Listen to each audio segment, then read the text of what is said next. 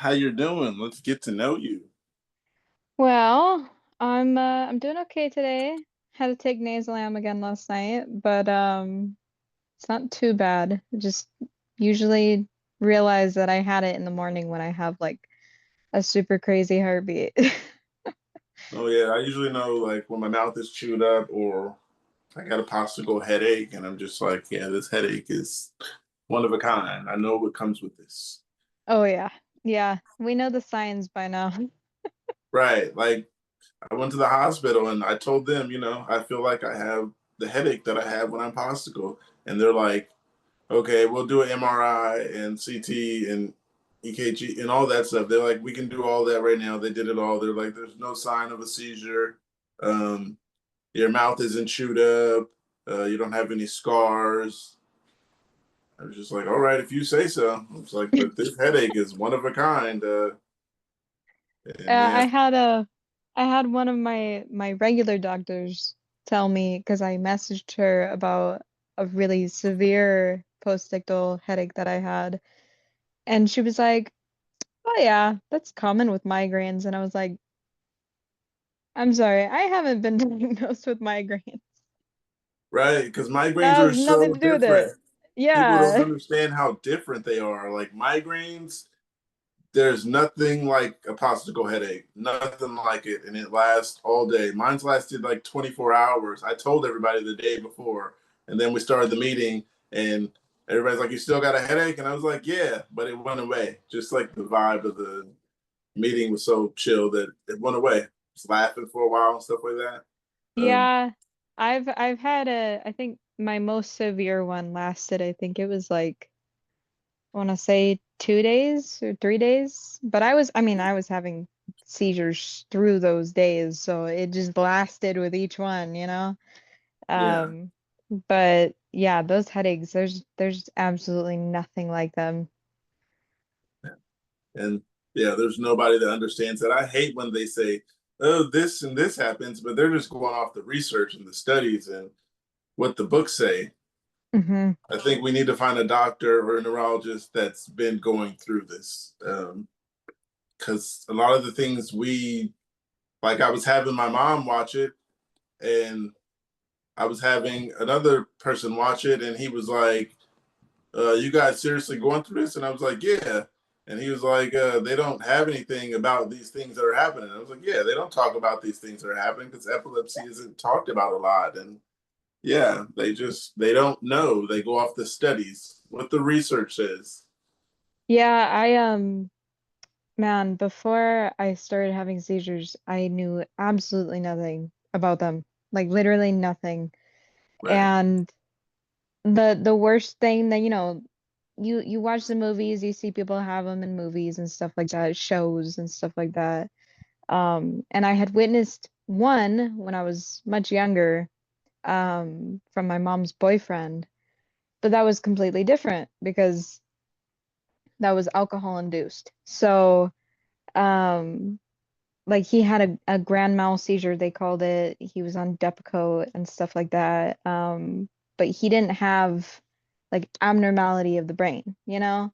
He just had severe damage to his body from the alcohol because he drank so much and did a lot of drugs. Um, so I had never really known anything about it. And then when I started having seizures, like full-blown ones, the tonic-clonics, um, it was when my husband and I were like, okay, yeah, we really don't know anything about this. We should probably look into it. Yeah, the same thing with me. Like before starting this, like I didn't know much about epilepsy, and I've had it for 20 years. Um, Hmm. every time I would see a doctor, or every time I would see the ambulance, they would ask me, "What kind of seizure did you have?" And I didn't know anything about seizures. I'd just be like the grand mal, the ones where you shake, the worst ones, and knew nothing about focals or Hmm. myoclonics or nothing. And there's more than 20, they say, and we have over 20 meds for all these. So it's crazy that I knew nothing about it. And once I started explaining to my doctor the symptoms of the focals and stuff, and he's like, "Yeah, those are seizures." And I was like, okay, I've been having these for 10 years and I didn't know what this was. I thought the getting clammy and the light migraines or headaches and the feel my heartbeat, I thought that was all like a precursor, like, the signs of telling you should be worried about something coming, go sit down or Hmm. something. But come to find out, that was an actual seizure. And he was, I wouldn't say livid, he was kind of mad about it. He was just like, you've been going through this and you haven't said this about this and that. And you should have told me and we could have done this and this. And I was just I like, mean, it's I not did it, not. like that's so unfair for them to get upset about it. Because I've had neurologists get upset with me too, and I'm just like sitting there like, okay, well, maybe you could have this information widely available then. Right. Like there's nothing on the internet to help us with any of this. Like we had to Hmm. find each other to learn about what's going on, and it's wild. But yeah, they just diagnose and give us stuff based on the research and the pills. Doctors don't even look at the side effects. They just be on don't ask, don't tell. I feel like if I asked him what's the side effects, he might ask me to look online. Yeah, I don't think they actually know the side effects. They just know the pills. This pill worked for this and that. And like the gold standard is like Keppra. They start everybody on Keppra, That's or what they they start told me everybody. when I was in the hospital. This is a gold standard treatment. That's it. That's literally all they said, and I was just like, all right, I guess. Yeah, Keppra is. I don't suggest it, and I'm not gonna take it again. And they tried to get me to take it, and I have 2 bottles here full. Haven't taken them. Um, I'm still taking. I've been taking it for say, let's see, it's almost July, going on about 2.5 months, almost 3 months. I will say, the longer that I've been taking it, I have noticed a few signs of what people might consider Kepa rage. Like yesterday, for example, my our toilet broke and flooded, and I have no idea why. And I think it was because one of my kids put something in there. And so when I went to flush it, it just flooded the floor. And I was livid. I was so angry. And I didn't, I think, thankfully, did not yell at them, but I was on the phone with my husband and he was like, what just happened? And I just started, putting out all of the cuss words in the whole world, just yelling about it. And I was kicking the wall. And he was like, okay, slow down. And I was like, yeah, I think I'm gonna go take some CBD right now. But I yeah, like mean, go go ahead. ahead. You Okay. first. Okay. I mean, I haven't noticed it to like extreme levels. I know a lot of people have experienced it on extreme levels very early on. And I think that's kind of what they say online is like, normally the worst side effects are going to be right when you start taking it. But I think that there's something that people don't really talk about with all medications is that over time, the more you take it, the more it affects your body. It affects the Yeah, way I your think you build body, a tolerance, like if you want to yeah, or not. Like yeah, exactly. And especially with Keppra too, it's one of those medications that you can build a tolerance to very quickly. And I've already started noticing that in the pattern of my seizure activity. When I first started taking it, it was working very well. Um, and despite the fact that I was still having the seizures on my periods, even though I was having them on my periods back then when I first started taking it, they were not as frequent as they are now. And now they are much worse. I mean, this last period that I had, having a cluster of TCs that I haven't had in since I started taking the medication was kind of wild for us because we were like, well, I thought we were done with that. So yeah, tolerance and the rage with Kebra is definitely real, and I think it's real for anybody that takes it, like no matter how your body processes it. yeah, yeah, like I said, I just think we need someone who understands it more.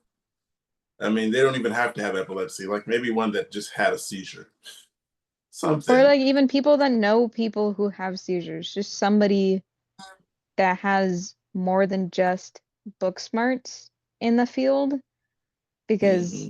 I mean, it's the same thing. Like, I hate to put this as a comparison, considering what we have to go through most of the time with mental illness versus epilepsy nowadays. But with mental illness, they have the DSM 1 through 5, and they have all these things that they say, okay, this is how it's supposed to be, and this is how it's supposed to be.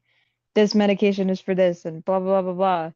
I mean, there is some kind of comparison between the two with how they treat and how they respond to people with it. Like, you go into a hospital and you tell them what you're experiencing, and they're like, okay, well, it's this because of this, this, and this. Not because of actual experience, like lived experience, but because they go through a book, they learn straight from the pages, and they're taught to go in order of appearance of symptoms, and Yeah. this isn't the first chronic illness that I have experience with endometriosis and adenomyosis. Both of those What is are that? there. So endometriosis is I don't want to put out the wrong explanation of it here, but basically my understanding of it is that the endometrial tissue that grows in females in your uterus, um, it basically spreads to places where it's not supposed to go. And normally it starts out in your female organ area. So you get lesions developing and stuff. And then over time, as it goes untreated, it starts to spread out. So like for example, when I had my surgery for it, they found that my bowel was attached to my abdominal wall, and my bladder was also attached by lesion tissue and scar tissue to my abdominal wall. And then there was just cross stuff all in between, connecting it to my uterus and all over. And there's different stages of it. There's stage 1 through, I believe, stage 4. And then there's DIE, which is deep infiltrating endometriosis, which means that it spreads to other organs in your body, like your lungs, your brain, your eyeballs, your skin, which it's hard to see now. I'm off of my period, so it's lightening up, but I have a patch right here on my face of scar tissue because I have uh, endometriosis on my skin. And so it's kind of like it's bad comparison, but it's kind of like cancer, but benign cancer, and it can spread all over your body. Mm.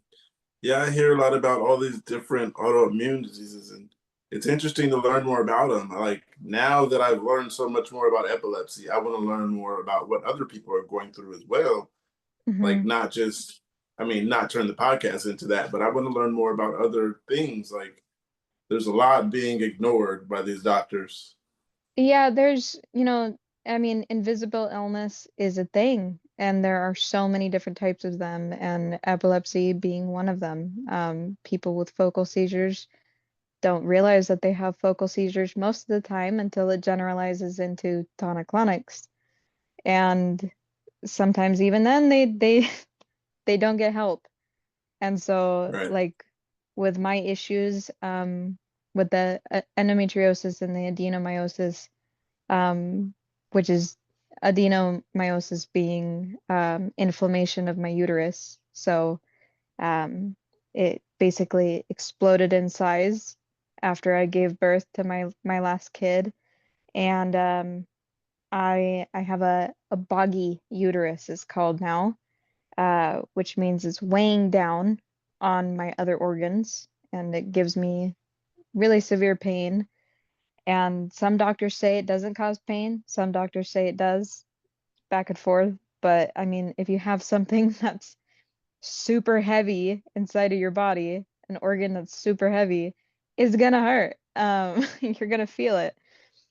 But yeah, so with my diagnoses, I had been experiencing issues with them since I was 13, and I spent all the way up until I was 24 years old.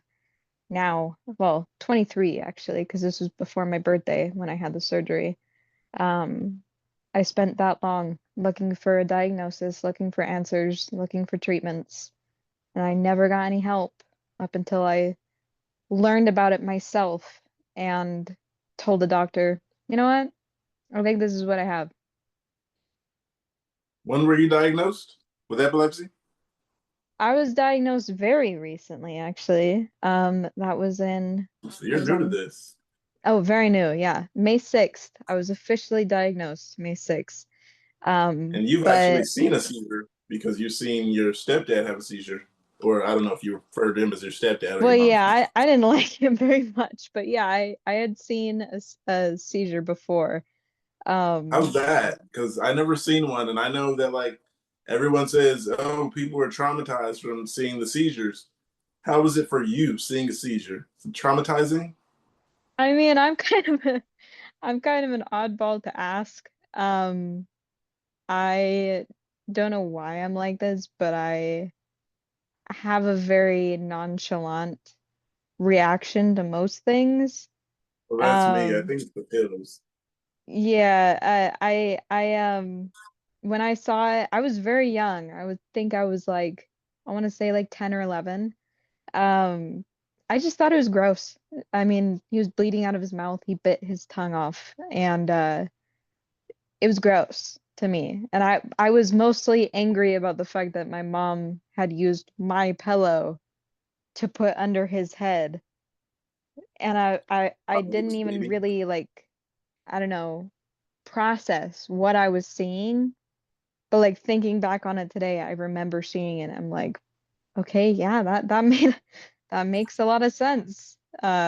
Experiencing it myself now.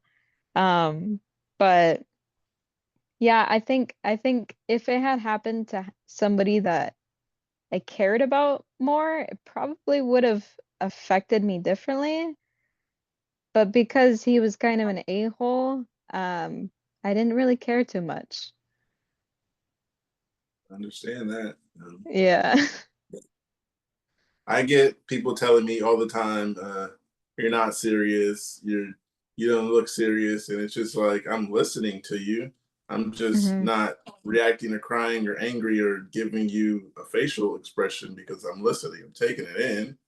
Um, yeah, they're like, "Oh no, you're not listening. Look at your face. You don't look like you even care."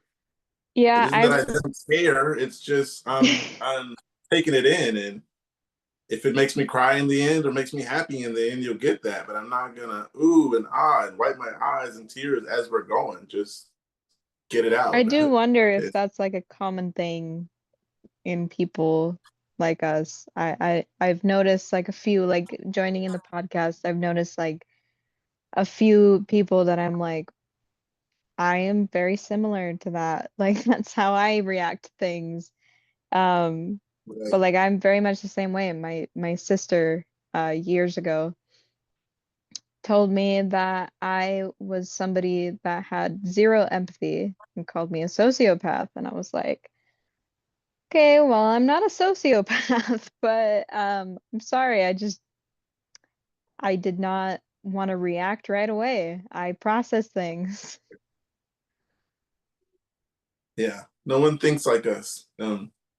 They think like us, but we're a different brand of people after you get epilepsy. It's so different than everything else, and it's not paid attention to like one bit. There's like one foundation for us, and they just Yeah. put it in different states. Um, yeah, like I'm not comparing anything else to anything like in a bad way, but I'm kind of comparing. Like they have the autism place or the cancer hmm place, and then they'll have so many different foundations by different companies for those.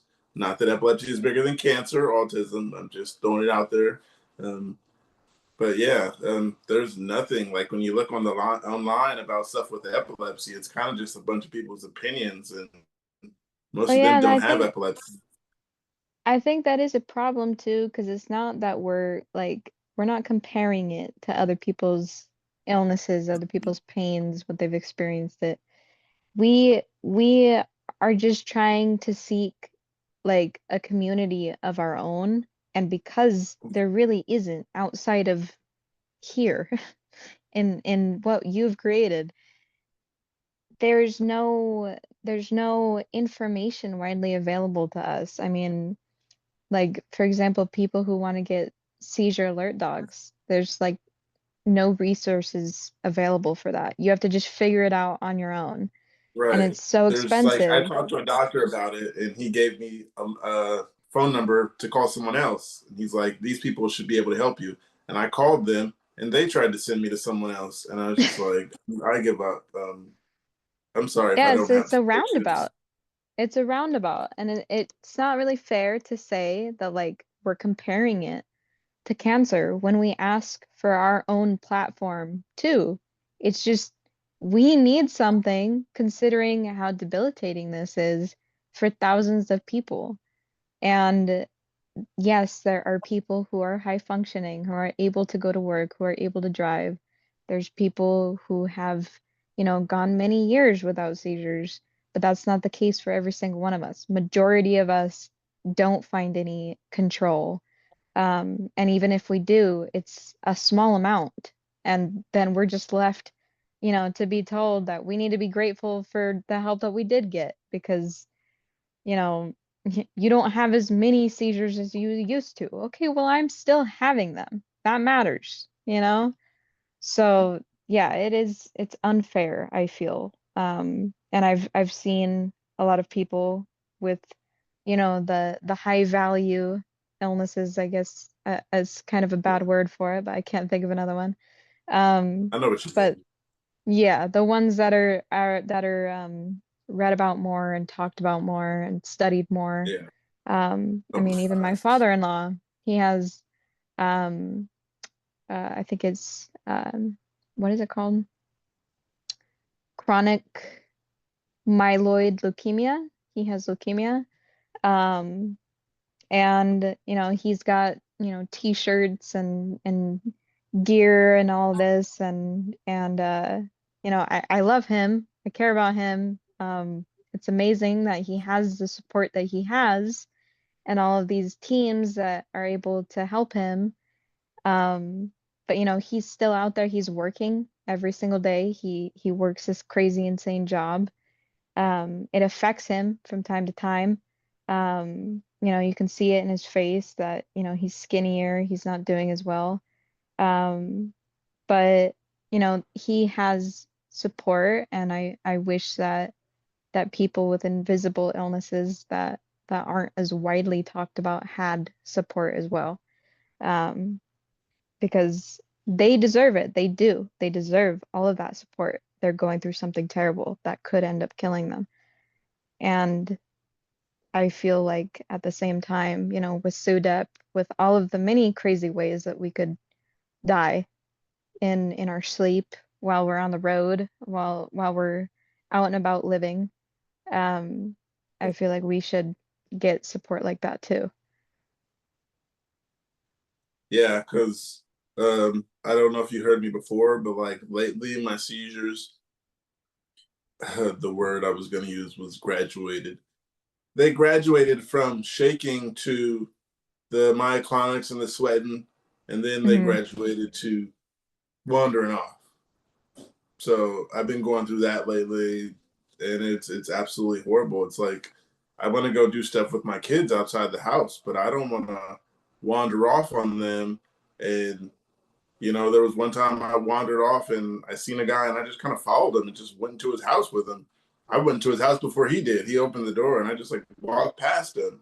And in my head, I'm doing the right thing. There was nothing wrong with that with what I was doing. Right. And people don't understand in your head, like after a seizure or during a seizure, because that was actually during a seizure. It was a focal unaware.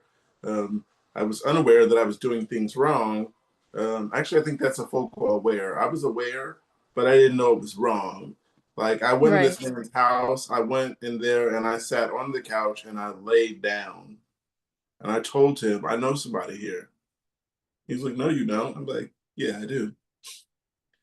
Um, Well, and that's the so kind yeah, of like, stuff like that people don't really get because, they hear the word epilepsy, and I don't think most people, their connotation with the word epilepsy is usually, taking, well, you either have the worst severe form of it or you're perfectly fine.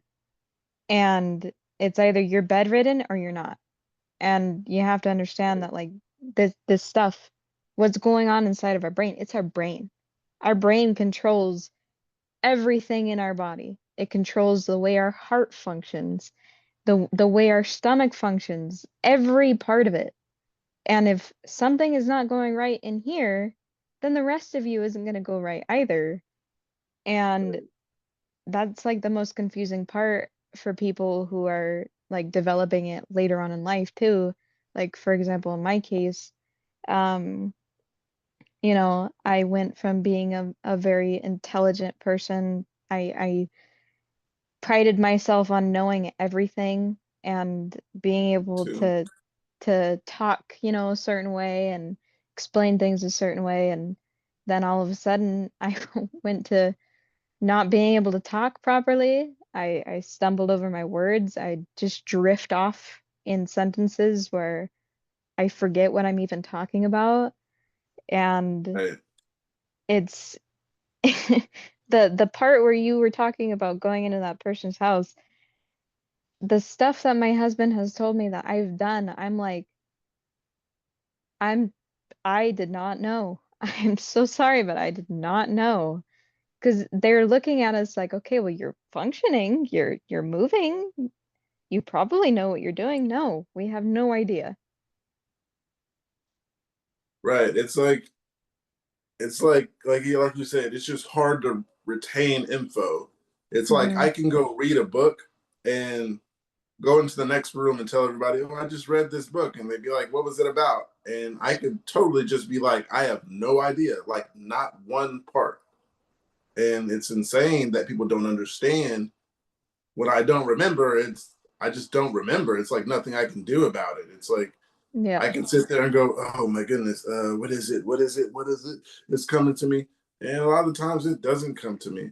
And I don't think people understand that part. That this is just like it messes with your memory, it messes with your mental health, your all kinds of stuff, and it's not taken serious by people who don't understand it. No one's going to really understand it because no one wants to go understand it or take a class or anything. Hmm. So it's like I feel like someone who doesn't have epilepsy is gonna see this podcast and think, "Oh, okay, this is really happening.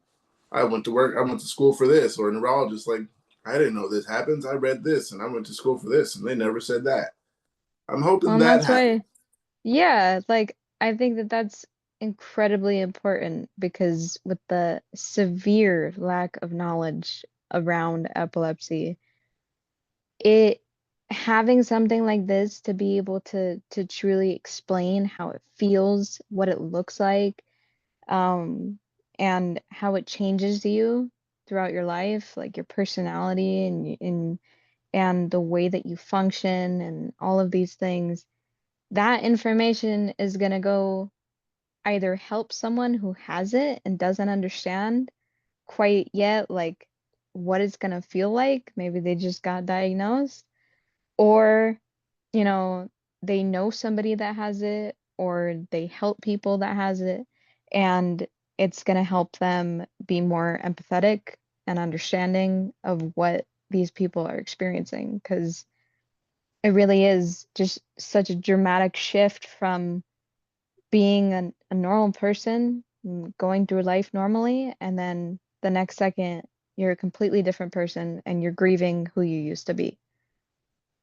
Right. And denial and all kinds of stuff. Hmm.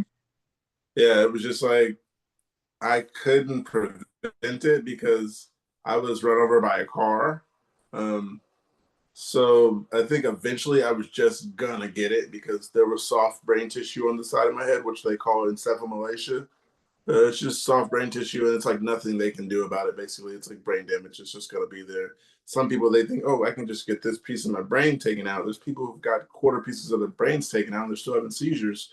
So Yeah. I don't think that makes sense. They're just like, oh, we're gonna take this part out and take the focals away, but you're still gonna have TCs or stuff like that.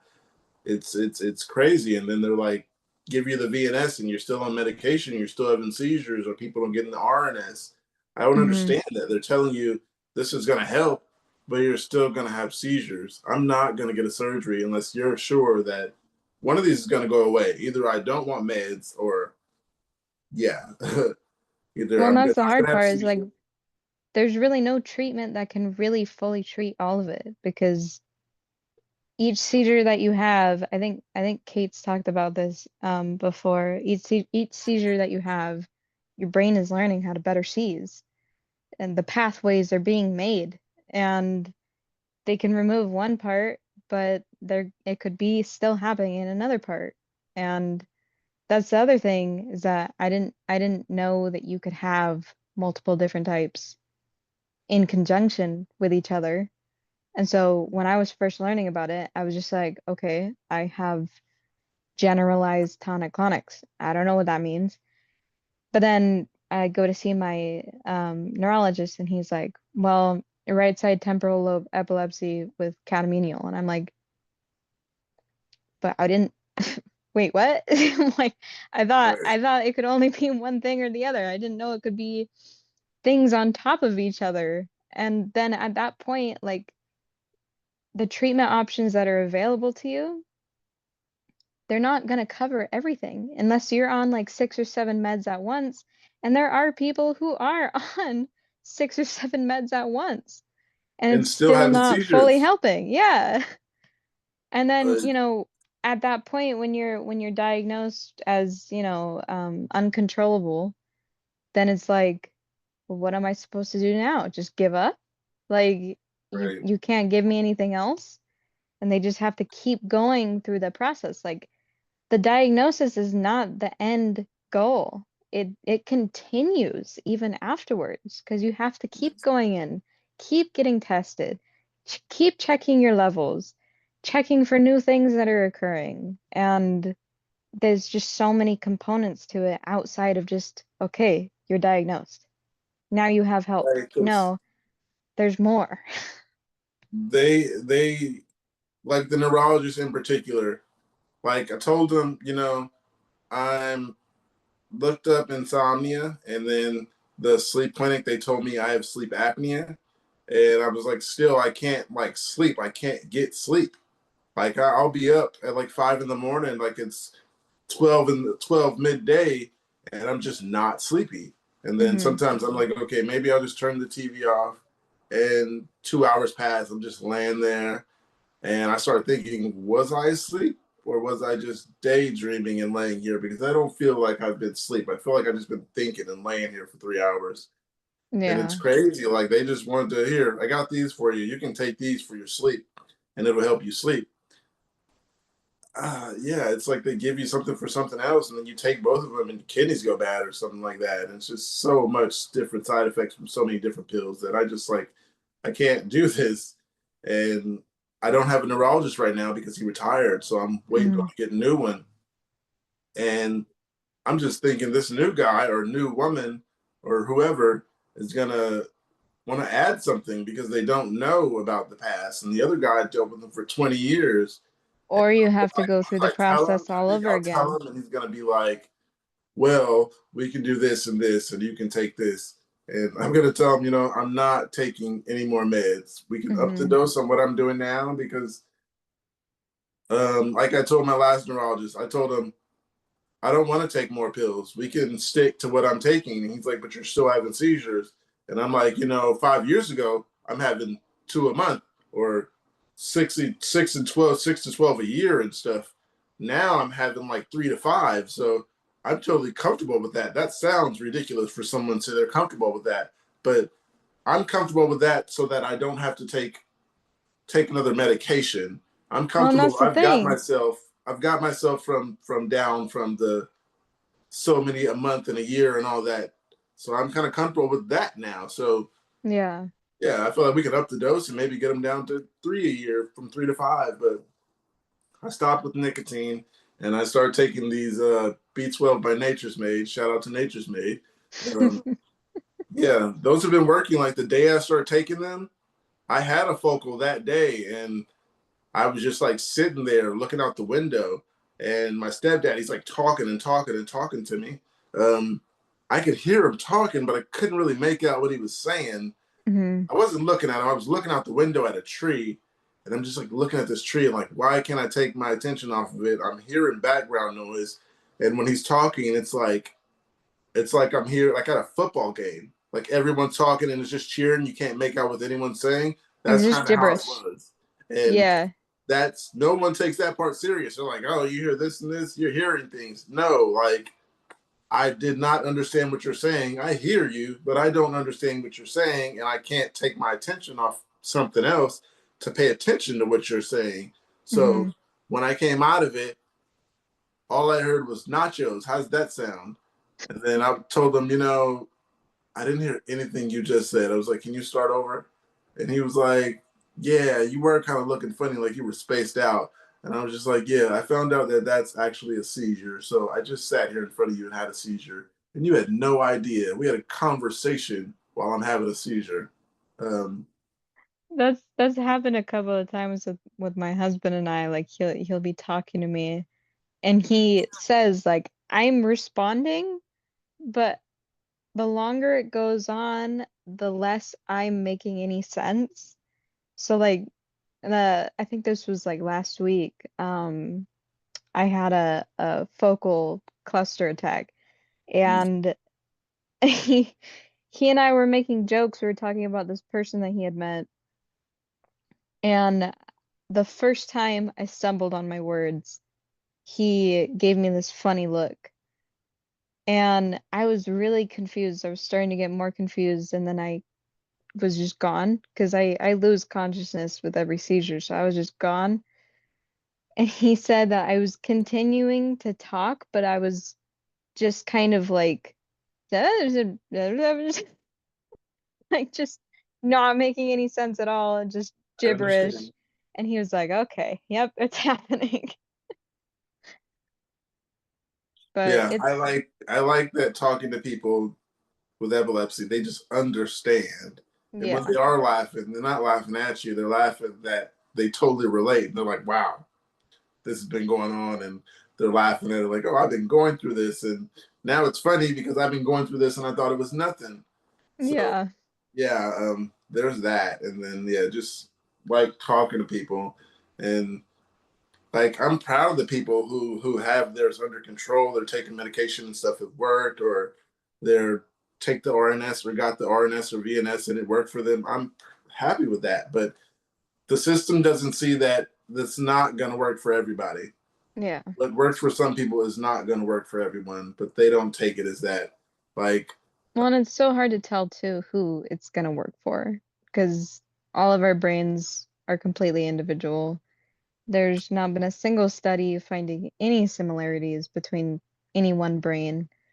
And so realistically, them coming up with these treatments and stuff, it's a shot in the dark every single time. It's yeah, it's like the equivalent of making a vaccine for the normal cold because of how much it mutates, how many different things can happen with each one. Um, and there's just really no way of directly targeting each person's thing because it's different. It's different every single time. yeah, it's like my memory is so bad that when you're talking or in other meetings when people are talking, I have my laptop in my lap so I could type what I have to say and wait for them to be done. So, yeah, if I'm looking down, that's what I'm doing. I'm thinking of something that you just said and I'm typing it and I'm like, okay, I'll say this after she's done. Like, seriously, I have my laptop open right now and I'm just like, this is ridiculous that my memory is Usually that like bad. an hour or two into the Zoom calls, I just completely zone out and I'm like, wait, what was that question that they just read? Okay, Right. maybe I shouldn't respond because I don't remember it. Yeah, or like with me sometimes, like I try to get everybody to like involve themselves. I hate that I Hmm. tell people you can come and just sit here and not say anything, get the experience. Like I love that people come, but then Right. sometimes I need the people to respond because I'll read like a long piece of something and remember none of it and nobody responds. And And I'm you like, need somebody else to be like, okay, I caught this from that. yeah. So Because like otherwise you don't remember.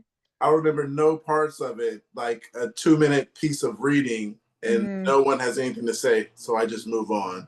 So That's why I gave up on reading. Like anything past like a 10-page book, I'm like, because I'll be sitting there, I'll be reading, reading, each line. I've tried putting my finger on each word, but every single time, no matter what I try to do, by the second line, I already forgot what the first line is.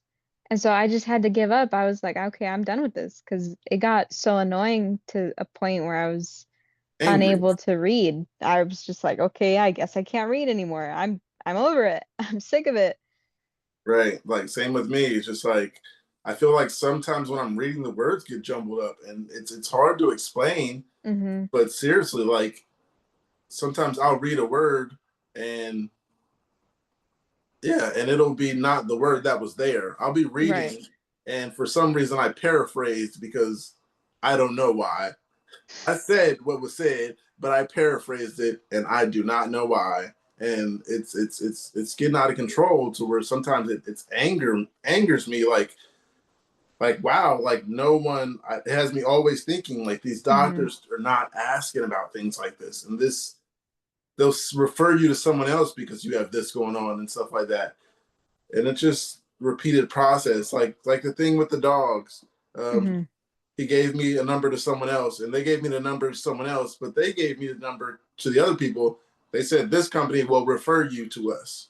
So I'm like, okay, you guys are just sending me in a circles. I probably got to go get a doctor's appointment with them and all the Yeah. pickups before that. I'm just trying to figure out how to get a dog.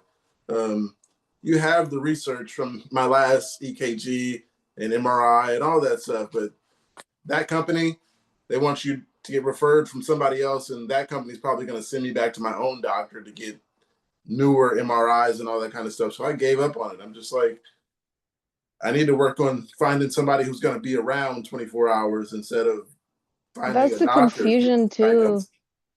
with doctors is like they honestly get kind of stuck in their referring circle themselves. Like at a certain point, even they forget what they were trying to do in the first place. Like, I talked to a doctor about getting a referral to an epileptologist, and they were like, well, you could just call them. So I called them, and then they were like, no, you need a referral. So then I called them, and they were like, no, we can't give a referral. So you need to call this person.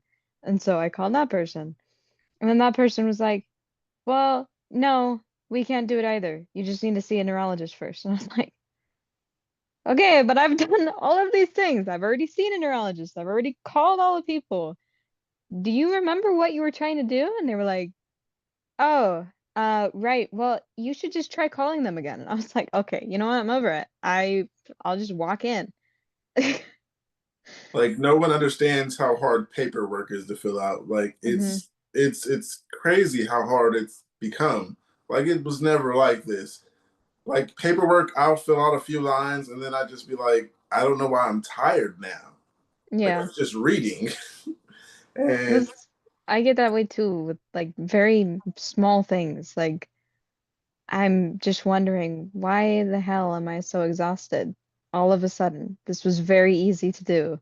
yeah, it's like small things. It feels like I'm sitting there too long. And it's like, you get bored and then you get sleepy. That's how it is. It's like I'm doing something, but then I get sleepy because I'm not Yeah. interested in filling out this paperwork at the time. I'm doing it because I have to, not because I want to. And it's so boring that I'm spaced out and I'm not doing it. And I'm thinking about other things. And about time I get to a place where, like, oh, this paperwork I need to fill out.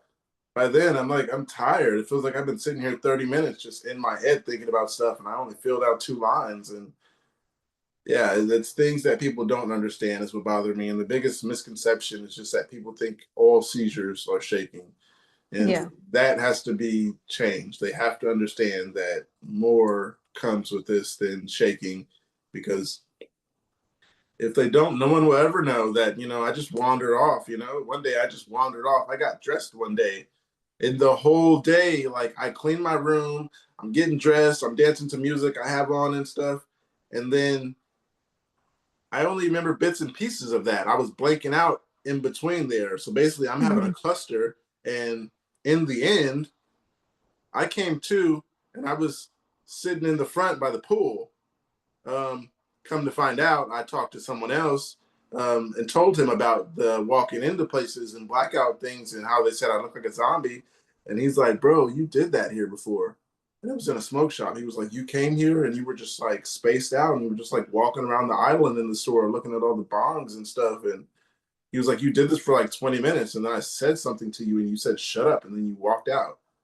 And I was like, "Bro, I do not remember any of it. Not one bit. Not Yeah. I remember the part of getting dressed because I thought about it once I came to and I was sitting downstairs. I was like, oh yeah, I'm dressed and stuff."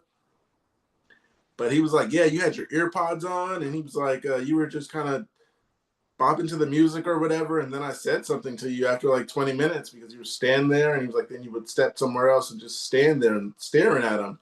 Like, you should not stare at three bongs for 10 minutes. And like, ooh, ah. He was like, I made sounds every now and then. I don't know if it was oohs and ahs, but yeah, he was just like, you were just standing there, and every now and then you'd make a noise. And he was like, I'm not gonna call you weird. He was like, but that day I thought just something weird was going on with you.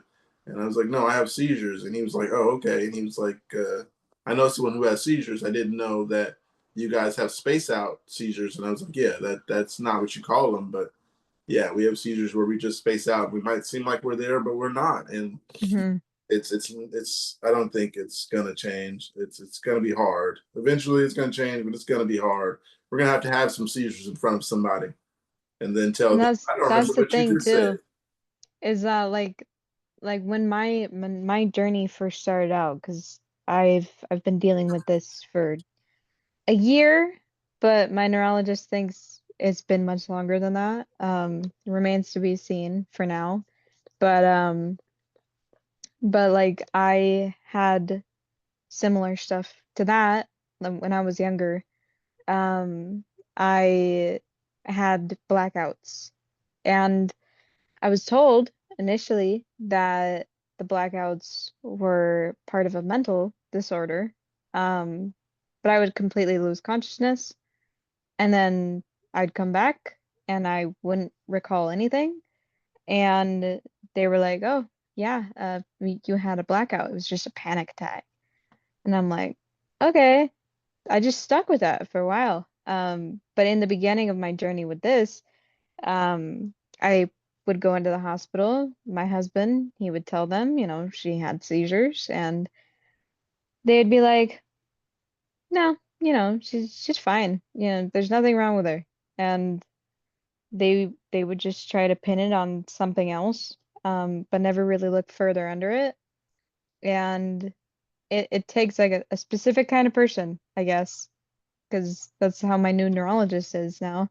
He has like a background of finding things that other doctors don't. And that's like all of his reviews is, oh, he found something that I've spent 20 years getting diagnosed, and he found something that this doctor said would never be possible. Um, but in the beginning, it's very confusing, I feel like, for a lot of hospital staff, because they look at you and they're like, "You're not seizing, because that's not a normal seizure." And they have like a normal seizure, little book of what's supposed to be a seizure. But there are so many different types that I think even most doctors don't know about. Even some neurologists don't know about. My first neurologist was such a B word. I almost lost my cool on her because she yelled at me to get out of her office and leave her alone on my second appointment, seeing her after I had just gone out of the hospital, because she said I had PNES and that was it. I asked her one question: "Can I get an MRI?" That was it. And she kicked me the hell out and I never went back. And Yeah, so, yeah, I totally lost track of where we were too. And now I don't even know if I'm responding to the same thing that I was. But it's all right.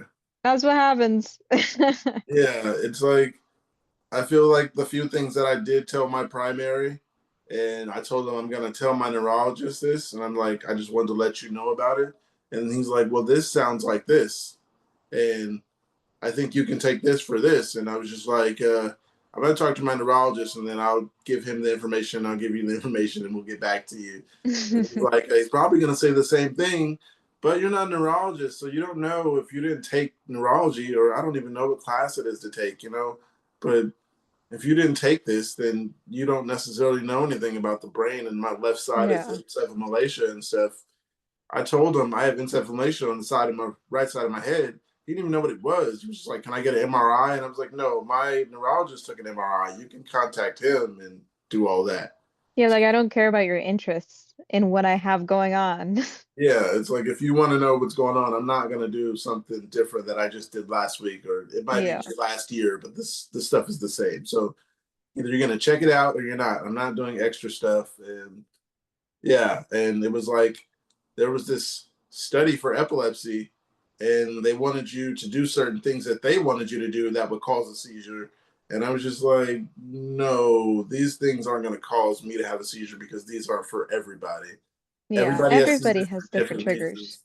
You're trying to trigger me into having a seizure with coffee and lights and stuff like that. And that's not for everybody. There's like 1% of the world of the population has epilepsy. Hmm. 1% of that people that have epilepsy have photosensitive seizures. So you're gonna have to test, I don't know how many people before you get 1 in 1,000 or something like that.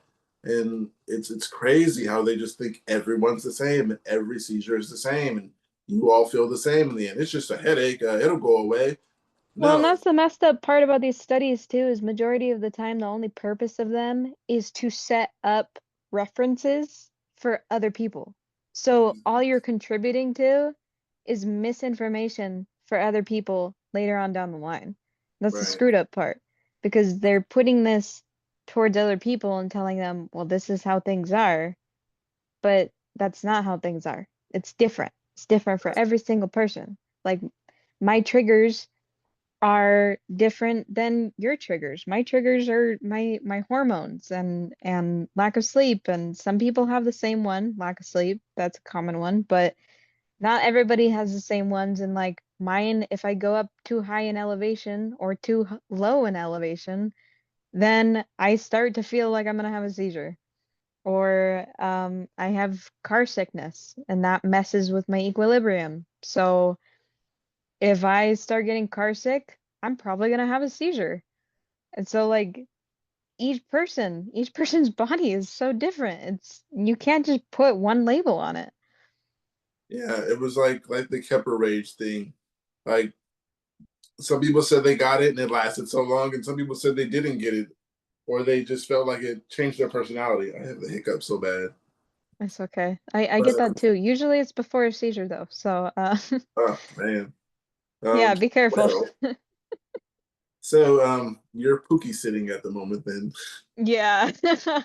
Okay, so like I said with my friend Angel, he's like, you feel me? I was taking Kepra and he was like, I can feel myself getting angrier and Hmm. angrier. And I'm like, I didn't have that experience because I just had like random things where I thought I was just naturally angry because I was fresh out of high school and they changed me to that from Dilantin. So I wasn't really paying attention to my health or my seizures. They were kind of sporadic, just happening all over the place. My friends kind of got used to it. They just got used to, oh, we'll call the ambulance for you, or sometimes they'd know what to do and they didn't. And I'd go home and sometimes I wouldn't even tell my mom I had a seizure because I was gone all day and still went about my Yeah. day after the seizure. Didn't bother me, so I didn't say anything, or I forgot. You never know. But yeah, you got to have people around you and you got to have a support system. I feel like without a support system, there's people who are going crazy. And Yeah. quite a few people who join the podcast. I don't say any names, but there are people who need help and I want to help. And I'm trying to, but there's not a lot personally I can do. Hmm. We need medical professionals that are gonna listen, Yeah. and instead of listening and saying, "Oh, this sounds like this," I can give you this for that. They just gotta just watch this. It'll help Well, you. yeah, what they need to do is they need to stop being like, okay, I'm just gonna give you this and it's a shot in the dark. We'll try it. You know, what they need to do is they need to start researching in-depth therapies that can be individual. Like it's the same thing with targeted therapy for cancers. Some people they don't work, some people they do. If you have certain things that are similar to other people, if they're usually a very small group, then you can join in the trial. Like I saw a post earlier, I think it was Anne who posted about it. A trial that she might try and get into. She sent an email out for it. But like trials for treatments, those are things that I think that could be useful because targeted therapy, targeted therapy on the different parts of our brains, I feel like would be more useful than here's an implant that goes on the same side of your head as everybody else, or here's a medication that does one thing and one thing only, and it might do something to one of your types of seizures. And then for as far as the other three or four, well, we'll have to figure that out later on down the line. But targeted therapy, if it's possible, I didn't study the brain. I don't know everything about it, but if it's possible, that would be far more helpful than these prescription drugs that have so many freaking side effects that they Right. don't even tell us about right off the bat. They just say, Right. this'll help. Go ahead. Um, yeah, it's like they'll give you these medications and you get all these side effects. It's like if they take me off what I'm on now, the Motrigine, um, I'm gonna still have these side effects. It's not gonna Hmm. take away the insomnia. So I'm just gonna get side effects from something else, and that can be something that makes me drowsy, and then I'm taking something that gives me insomnia, so my head's all over the place.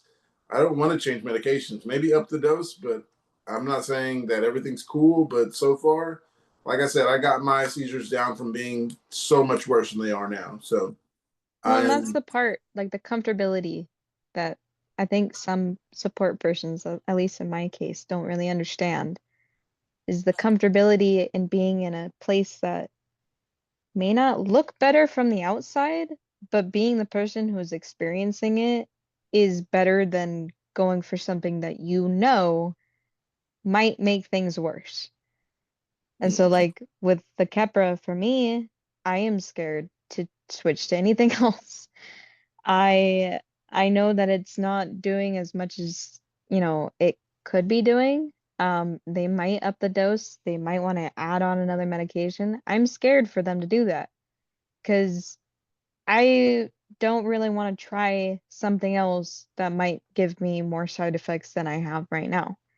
And I am fine with, yeah, I'm getting more often on my periods, but then just up the dose. Like, I don't want something else to be introduced to take me all the way down to zero. I mean, that's the goal for all of us is to not have any, but in the event that you can't have that kind of control, then you get comfortable being at a level that's just better than what it used to be. And like for me right now, I used to have a tonic-clonic almost daily. I was in severe shape and I couldn't eat, I couldn't drink. I was struggling with my health so severely. And now being able to be a mom again, being able to do housework again, which it sounds hilarious to be excited about, but I am because having that kind of control in my life now versus how it used to be for the last year before I got diagnosed is a huge difference. And then my mom, I've talked to her about it a little bit, some of my family members outside of her too. And she's like, how can you be okay with that? Like how can you allow that? Like what if the medication isn't helping? And I'm like, okay, I know there was a dramatic difference. I know that there was. I was tracking every single one, my husband and I. He has seen a major difference in my shape. And everyone else is just kind of looking in and being like, how can you be okay with still having seizures? Like, yeah, it sucks, but I'm I'm happy with the fact that I have any sort of control right now. Right. Um, yeah, and that's what people don't understand. It's like I said, once mine's got to a certain point, I felt like they're not in control, but I'm not going to take another medication because they've gotten better with the times having them so often and stuff. So, yeah, like some people look at this and be like, oh, he's comfortable with having seizures, so he's okay. No, I'm not okay, but I'm comfortable because, I'm comfortable with going from 12 a year to 5. Hmm. It just feels so much better on the body. And then it's actually more of those because I didn't know I was having focals. So I didn't know I was having myoclonic jerks and stuff until I actually found out what it was. So there's Yeah. more than the 12 a year. I'm having focals in between and myoclonics, and like I said, what worked for me, I heard that B12 was good for brain function, and then someone else told me that you'll like the vitamins better if you get the gummies, and I was like, I'll try that, and I got the gummies, and that's what works. So I don't want to take capsules and have to swallow a pill with water. I already got to do that so many times a day, and yeah, the vitamins I could just put one in my mouth and go on about my day. It tastes like a gummy bear or whatever the case. It's actually pretty good. Sometimes I feel Yeah. okay. I need to not take another one, even how good they are. But I always think they're good, and I'm like, ooh, this is tastes good, but taking them, That's how I am with some of mine. I got magnesium, I got iron, because I'm chronically anemic with my blood loss. And I got B12, and there was a couple other ones I can't exactly remember off the top of my head. I think omega-3 was in there too. But I got those too, and I got the kid versions of them because they're usually like a little bit smaller in dosages, so it's not like as extreme as getting the adult ones, and those have like 3,000 milligrams or something in it. And I'm like pretty sensitive to adding new things into my routine, so I got those and they taste so freaking good. Sometimes I'm gonna take way more than I'm supposed to. But they do help. They help. And that I feel like, holistic methods in conjunction with medications that you feel comfortable with, that is a smart way to go. Like even like with diet, I've changed my diet and it's helped a lot. I noticed like an extreme difference when I went back onto eating a ton of carbs. I had a week full of like, I think like 3 or 4 clusters, and it was bad. And I was like, okay, yeah, I'm gonna go back in the diet. It was helping. I realize that now. right? Um, yeah, it's like some of the things I feel like they're just like on my don't ask, don't tell, or they might not even know. It was like from the thing with they didn't tell us we shouldn't have chamomile or benzos or Hmm. pomegranate juice or, you know, all those things like pomegranate juice. It can make your medication make you overdose on your medication, and we didn't know things like that. You're just gonna have a seizure and not know why, and like, oh, I thought this was something I've been Yeah, doing for years, and now I'm having you seizures. shouldn't have to figure that out by yourself. Yeah, you shouldn't have to figure things out like that by yourself. Or they don't tell you, oh, maybe you should take vitamins because this gives you bone density, or this messes with your brain, or it can cause dementia. So take this so Hmm. you don't have memory loss. They don't tell you you should take supplements and vitamins. They're just like, take these pills. That's all I know. I know Yeah, these are going to work, and they don't usually work no, they for the don't. most part. Like there are the people who are controlled, but that's not even 50%. I don't even think that's 10% of the people who have it. There's a lot of people. Well, I've met like 4 or 5, so I don't think there's a lot. I've met 40 or 50. Outside of in here, I've not met a single one. Like even the guy that my husband met the other day, I can't remember when exactly, but he was epileptic and my husband told him about me. He gave us a book. But even he hasn't had a tonic-clonic in 23 years on his medications, but he still has focals. And he's just comfortable with living like that, and he smokes weed to help, and he he just got diagnosed with lung cancer, and he's just like, well, they're gonna take it out, they're gonna remove it, and I'll be fine. And he's just still smoking. And I'm Hey, like, damn, okay. 1 second. Go ahead.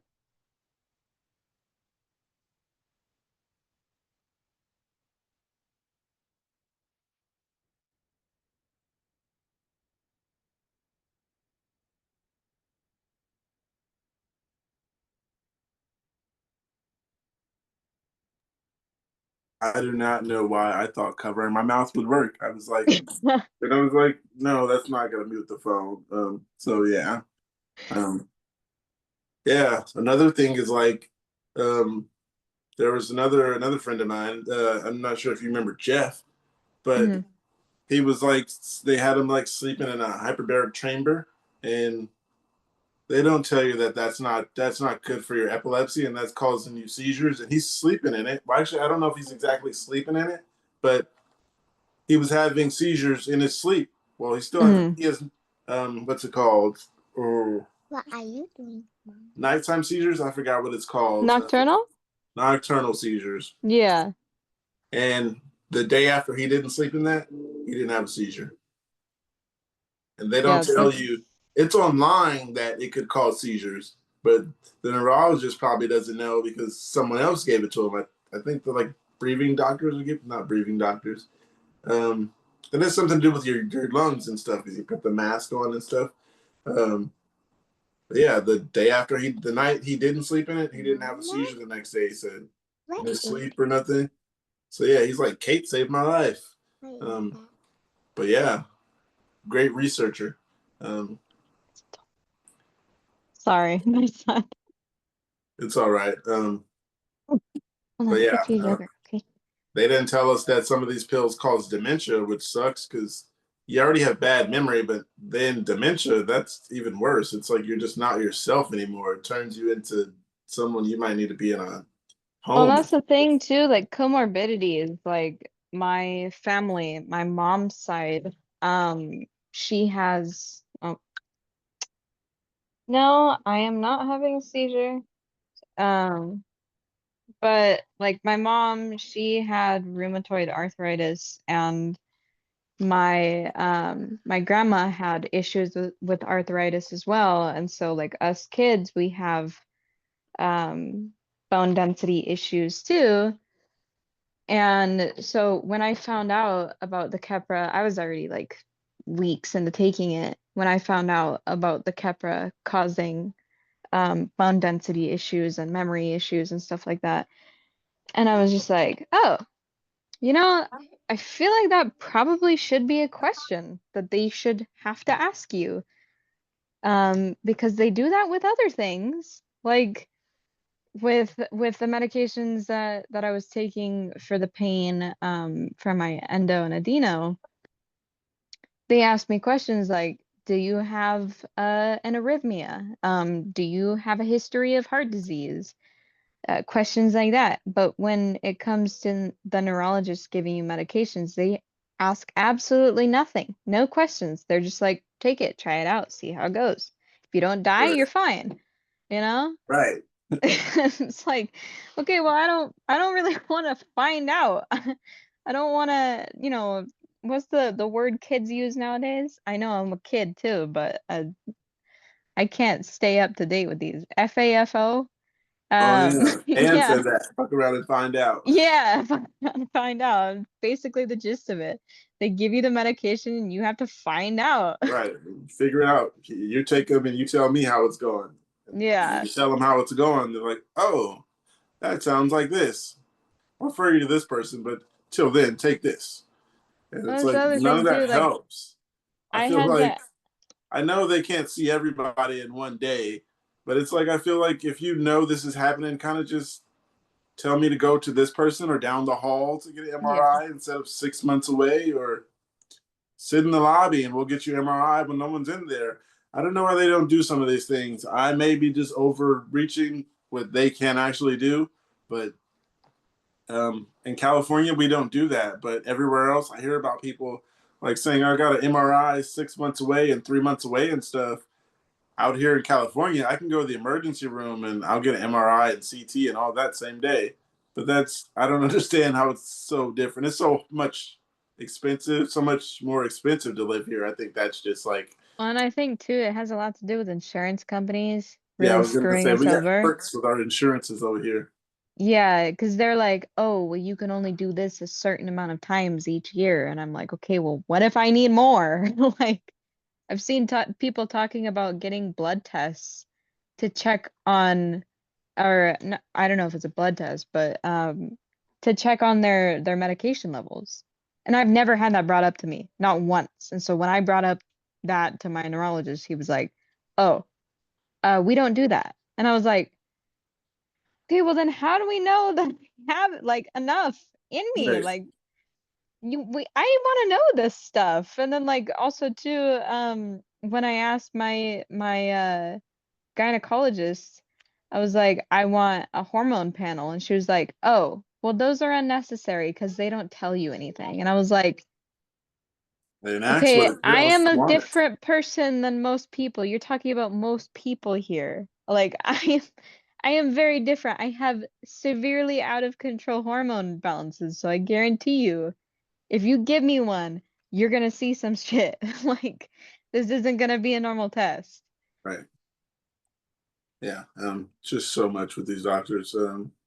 Like I said, we don't talk, then we're not going to be heard. And it sucks that we have to go through all this just to be heard for things that I feel like maybe you should know some of these things about our epilepsy. Like you should know that these Hmm. pills cause this, but you aren't even educated in the pills you're passing out. You're just educated in why the pills are being passed out. And yeah, not even all that. They don't even get a full understanding for that part. They just, oh, well, they told me I could prescribe this, and I heard that it goes good with this, that you're telling me that it's happening to you. And like I Yeah. said, if I tell another doctor, my new neurologist, that something is going on and he says take Keppra, I'm not doing it. I'm not. I'm going to let him know that I have Keppra at home and I'm not taking it. Yeah. So you can figure out that. And you don't want to give me another bottle to stack up the bottles that are already sitting there. And if you do Like want to we're give me not another gonna go bottle, down the line again. I already know I don't want that. yeah. I've heard so many just like I've heard maybe like one or two good stories, and those weren't even all the way good. It was just like this is working for me, but I'm still having seizures. But I got past the depression and the anger and the rage and all that. So those are the people I'm like, okay, yeah, you got better to a point where you're comfortable and you're Hmm. not depressed and you're not angry as much. And then there were people like, oh, but I was so depressed and so angry, I already lost all my friends. Um, so yeah, there's so much with this medication that I just feel like, yeah, I need to be a neurologist. That's what I'm feeling like, man. Like I'm very interested to know exactly what they learn about Right. when they Like, go through these courses. Like, what are they focusing on? Because clearly pharmaceuticals is not one of them. right. Testing, not one of them. Like, I'd say majority of neurologists have zero idea how to read an EEG properly. And then also too, like with hospitals, you go to work at a hospital instead of an office, if that's what you choose to do. What do you learn about? Because I've had hospital trips where my main doctor, while I'm having a seizure, is a DO, not a neurologist. A doctor of, I think it's called uh doctor of, what is it called again? Something holistic. It's like some type of like a doctor that looks into alternative methods of care. Yeah, I And know I'm what like, you're talking okay, about, but why my is this memory, guy handling my care versus a neurologist? I want a neurologist. And they're like, oh, we don't have one. So this is the guy that's going to cover you. it's insane. Yeah. Yeah, it's just like, I forgot what I was going to say. Uh, Yeah, doctors suck. I'll just say that. And Yeah. um, yeah, I got some stuff here that um gonna start with. Just want your opinion after what I read. Go I'll, ahead. hopefully I remember more than I usually do because this one isn't that long, but it says, can a vibration plate trigger a seizure? Has anyone had this experience? I have a history of seizures, and only new thing I've introduced into my routine recently is vibration plate. Since Monday, I've been using it daily for about 30 minutes to an hour. It's one thing, it's one of those things whole body vibration platforms used for circulation, lymph drainage, etc. Today I had a seizure episode that felt different than usual, and now I'm wondering if the vibrating plate could be a potential trigger. I know sensory stimulation or nervous system activation can sometimes play a role, and but I haven't seen much about this specific kind of equipment in relation to seizures. Has anyone here had seizures or triggered or worsened by using a vibration plate or any other unusual symptoms from using one? I'd really appreciate the insight. Um, Personally, I haven't, and I'm not a doctor. That's really something you got to ask a doctor about. But sounds like you're here because you can't ask a doctor or something. But yeah, I mean, I have some kind of opinion on that. I haven't met a lot of people who have seizures because of car sickness, which is, the equilibrium in your head. It gets messed up, that your horizontal line gets moved basically. And so it's an equilibrium thing in your inner ear. Um and I didn't realize at first that it was a trigger, and I thought that it was just like, the nauseousness that I would get would make me feel gross enough to just have a seizure. But it actually was caused by I mean, it's kind of similar in a sense. The vibrations and the fact that you can't look at a certain line and everything's moving and you get disoriented. So, I mean, that's kind of a possibility that maybe the vibrations are giving you, an equilibrium difference. We have a lot of earwax inside of our ears as human beings. We create a lot. And especially like if you have an infection or something like that, or if you're sick or something like that, that can get kind of screwed up. So it's possible that the plates, I don't even know what that is. I've never heard of it before, but it's possible that it could be shaking you around enough that you start to feel a little bit, disoriented. And disorientation can lead to having a seizure. I wouldn't say that's maybe, a super important trigger if that's like your first time having a seizure from that. Maybe you were just having a bad day, and sometimes on our bad days we're more sensitive than other days. Um, but it's probably something I wouldn't continue to do. right. Um, he didn't sound like he had an option for that one, but yeah, that sucks. Um, if you're listening to this, go see a doctor and talk more about what's going on. You have to make them listen when it comes to epilepsy. Advocate. Force them to Yes. listen. Yes. Say things that they can't walk away from. And if you can't do the circulation thing with the plates, look into like maybe compression stuff, because that can help too with circulation. Yeah, like you said, there was a doctor that was for, oh yeah, I didn't have much for that. You said there was a doctor that only worked with certain stuff. And I forgot what you were trying to say. And now I forgot what I was trying to say. So one of the things I All have good. here, I forgot to ask you, what caused you to have seizures? Ah, yeah, that's a confusing one for me, which earlier I said it's still kind of up in the air. It remains to be seen if I have had this since I was a child, because my sister has something very similar to me. Um, she doesn't have tonic-clonics, But since she was 15, she has been getting severe, what she calls migraines. But the way that she explains them, they're more similar to my postictal headaches.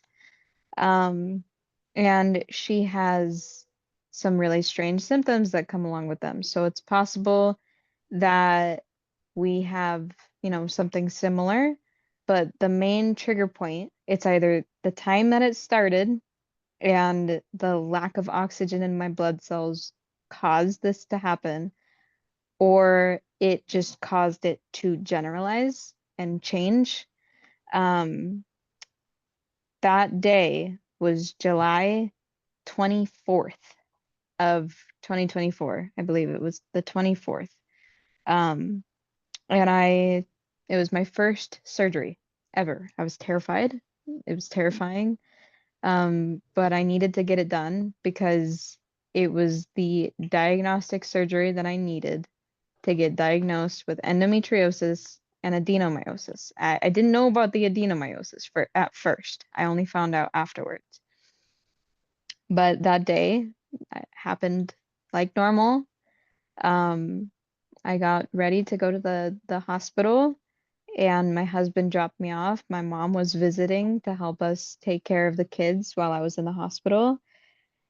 And, I think it was like 5 hours. It was only supposed to be, I think, an hour, but it took 5 hours.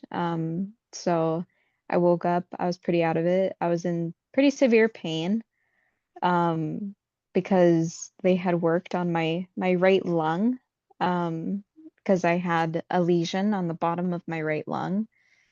And so I was in pretty severe pain, but I woke up like normal. I had been given propofol for the anesthesia, and I went home like normal. Everything was okay. I thought that I was gonna be okay, and I went home. We were, kind of celebrating. I felt different. I felt better in a sense because I had had a lot of pressure for many years on my lower abdomen area. Um, and then 2 days later, I went out to go get dinner with my family. My mom was still there. She was still visiting with us. And we came home because I wasn't doing okay. There was something going on, and it's hard for me to remember exactly because I was already starting to get kind of out of it. But my husband said that I was in a lot of pain on the drive, and so we got home. I started eating, and I was literally one bite in, and I ran to the bathroom, and they were both confused. Like they were like, "What the hell?" And so they chased after me, and there I was sitting on the toilet, and I was like screaming, and they were like, "What is going on?" And I was like, "Something's wrong, something's wrong." And then seizure started, and it was a full-blown tonic-clonic. I was thrashing about everywhere, and it was a small bathroom. This is a tiny apartment. So it was not easy for them to handle me in that state, but they called 911 because this was obviously first time they had ever seen me have a seizure to this extent. And the EMTs got there. My husband said that they were kind of pissed off. They weren't the happiest about it. But then when I got to the hospital, they called my husband and they told him she's hemorrhaging severely. She could die. Um, and my seizures that started, they prefaced that. They got me to the hospital before the bleeding started. And so by the time I got to the hospital, that was when the bleeding started, and I went completely pale. I lost all color to my entire body. I lost feeling in my legs and my arms. They did an EKG, and I had a severe bradyarrhythmia. Um, and it just kind of went downhill from there. They got the blood bags ready. They were gonna get a blood transfusion started, and then it stopped. The bleeding stopped.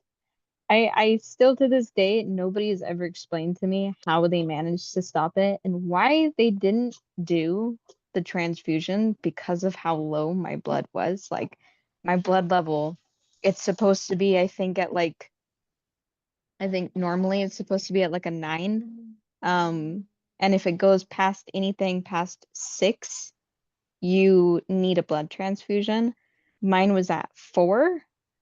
And so I was 2 levels below the minimum, and they still decided not to do it. One doctor explained to me that maybe it could have been comorbidities. If they had done the transfusion, I might have died due to the other issues that I was experiencing. I was in metabolic failure, they called it.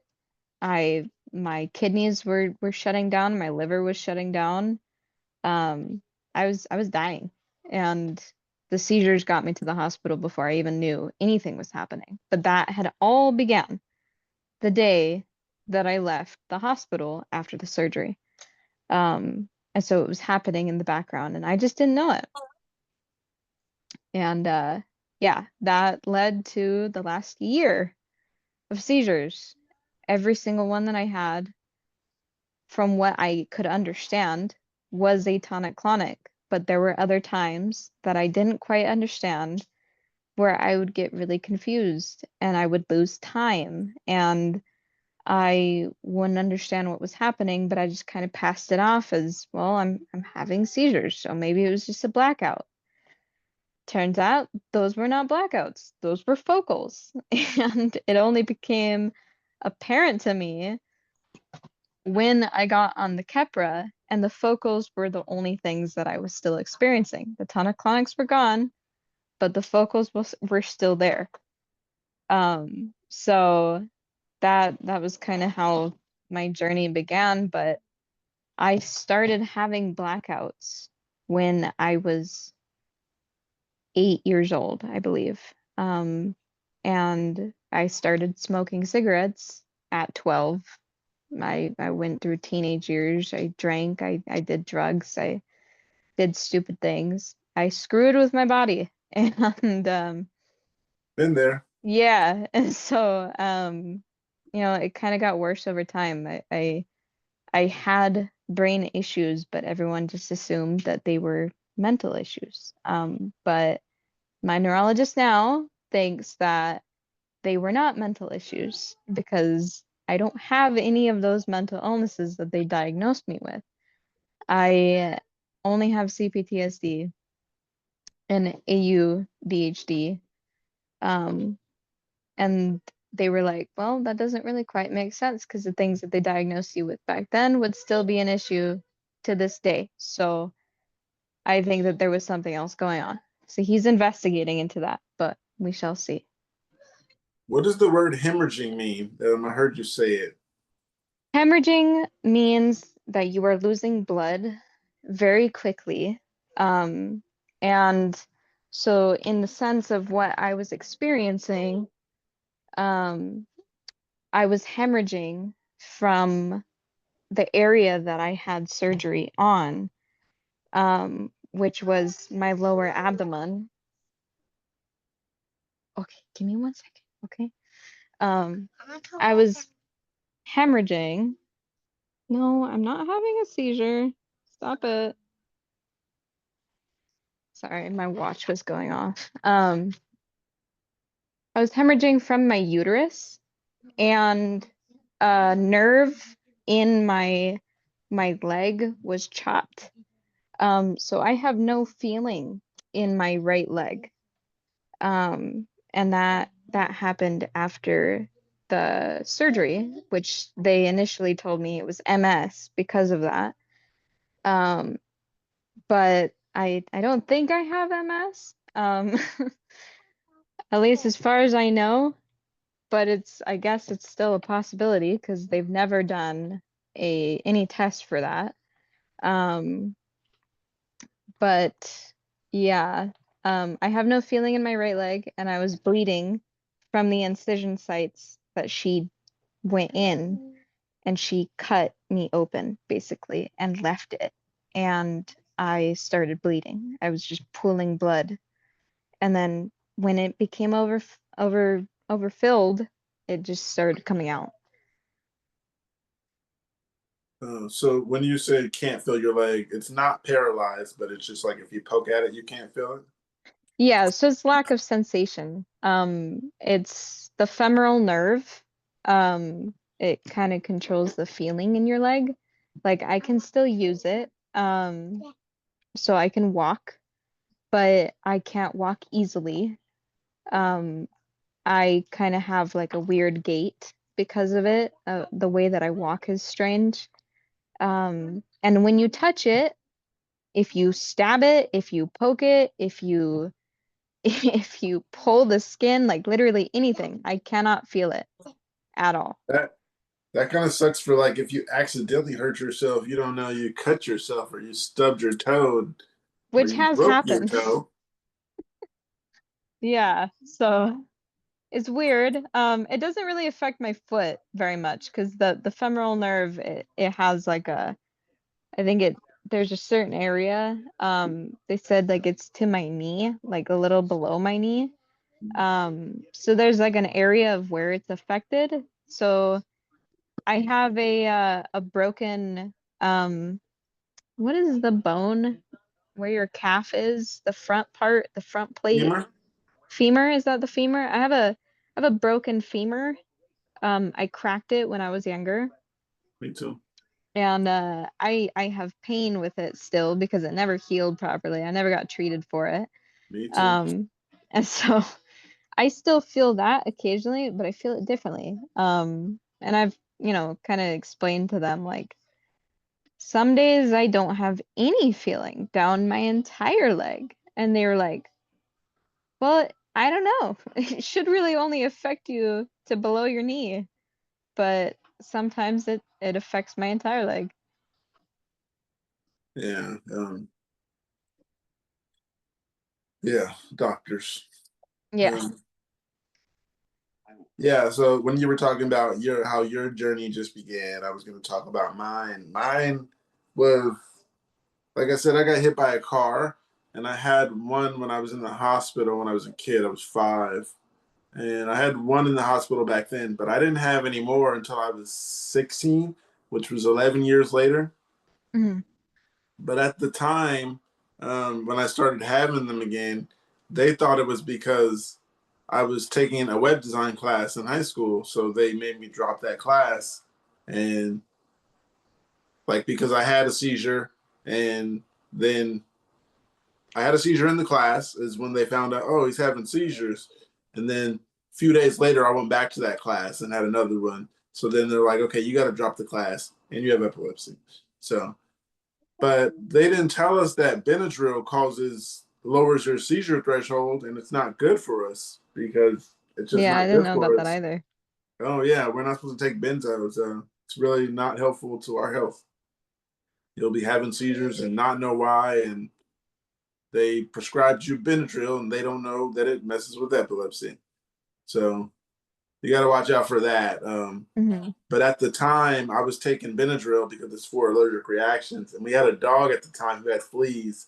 So I was taking Benadryl for allergic reactions, and on came epilepsy.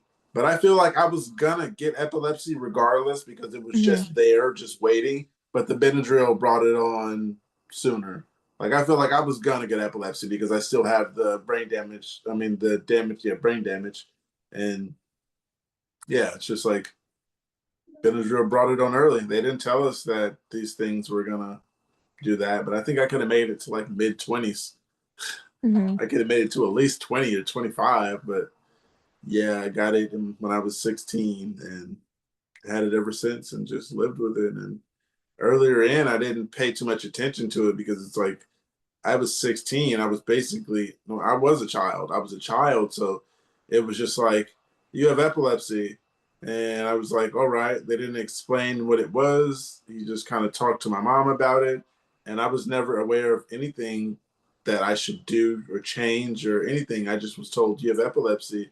There was never change your diet or do anything. It's just like you have epilepsy, and they left it as that. And I just went about my life as like a teenage kid, just living reckless. Basically, I was living reckless without knowing I was living reckless. And Yeah. yeah, it's just hard. Hard once you find out. Once I found out, I'm like, yeah, no one did remind me of this. And I think if I would have known back then, I might have cared more about my own self, basically. And I didn't. I was doing a lot of stuff I shouldn't have been doing. I was hanging out with friends and having seizures in the streets and stuff, running around gang banging and having seizures with my friends and stuff. And they don't call my parents all the time. And I was having seizures so much to where the fire department knows me by name. Like when people started calling, oh, he had a seizure, and they're like, oh, yeah, we know him. We know exactly where you're at. And like I said, they know me so well. Like I had a seizure at work. They came to my job and told my boss to back up. He was like, we got this. We know him. And I'm like, damn, like, is that bad? Like, you guys know me that well? But yeah, they know me well enough to where they know when I'm walking down the street. It's like hanging out with friends. I guess they probably got tired of that.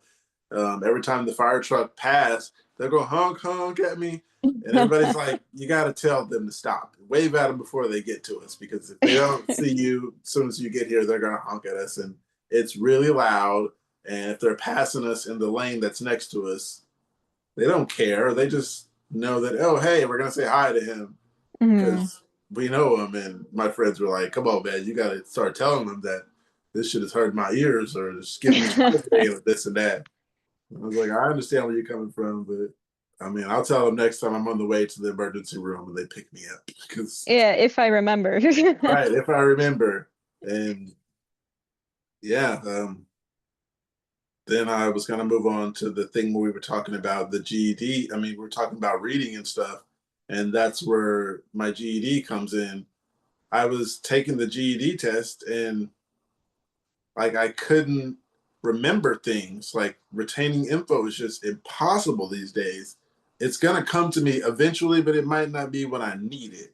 So I was taking the test and like I read the whole passage and then I went to the questions or whatever.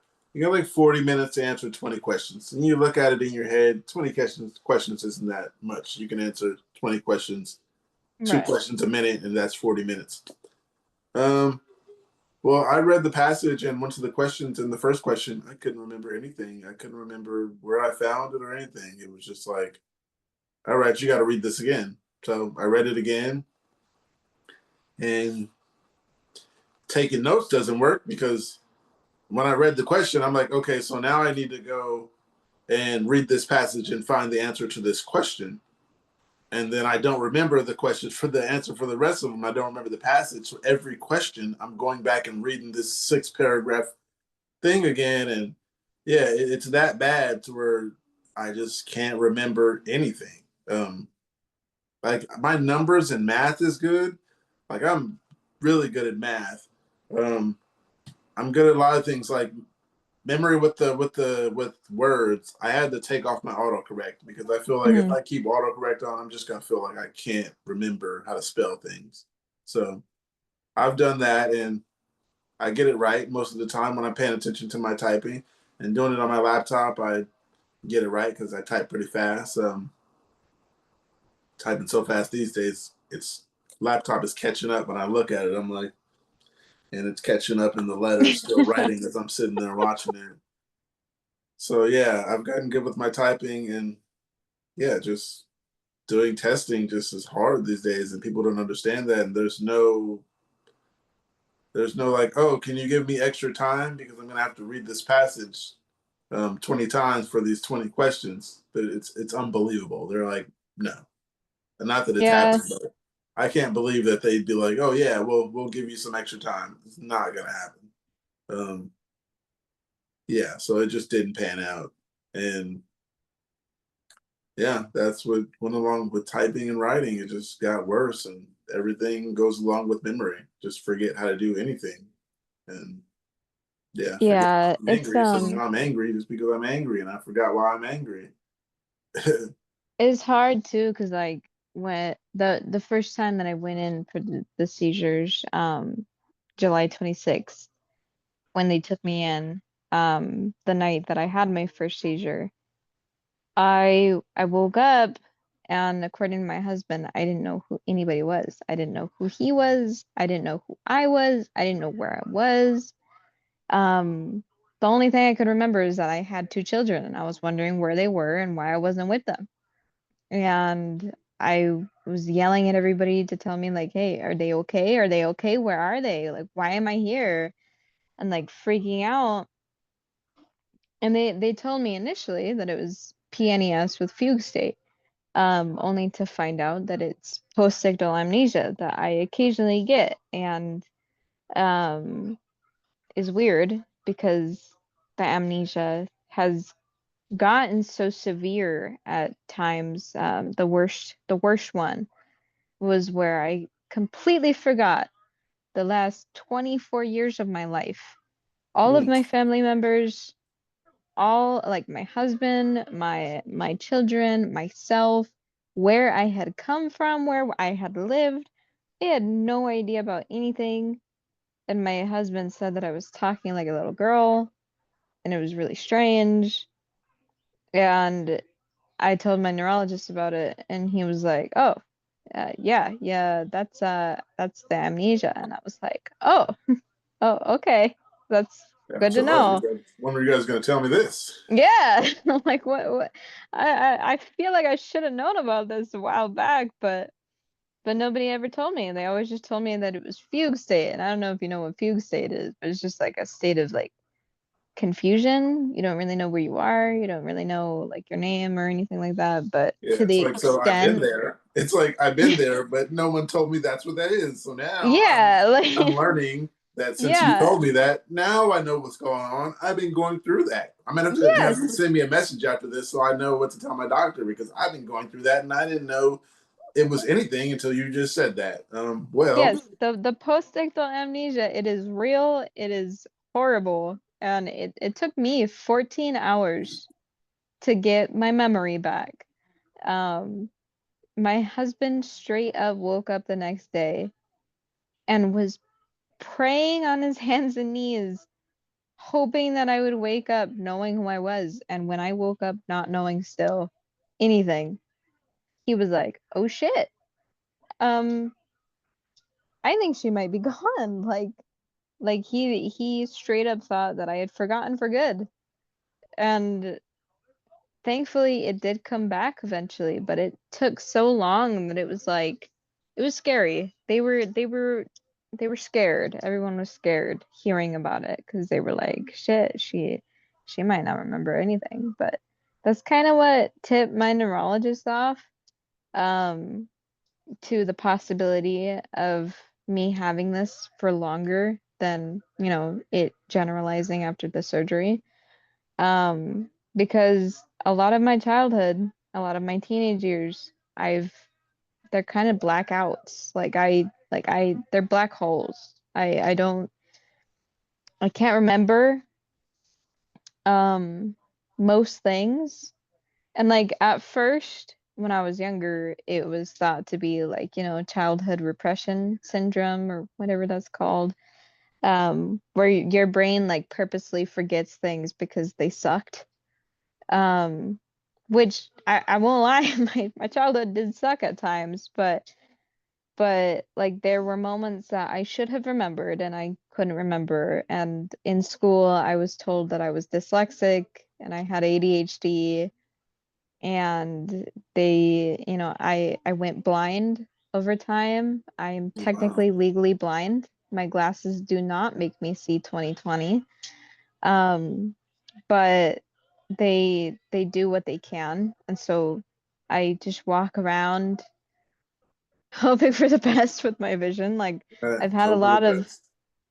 a lot of like medical issues pop up over the years that have pointed in this direction, um, but have never really led me into any answers until it became physically violent to the point of like they could not say any longer that it was mental, because I'm not over here biting my tongue and freaking dislocating things and breaking things and hurting myself on purpose. I have no idea that I'm doing it.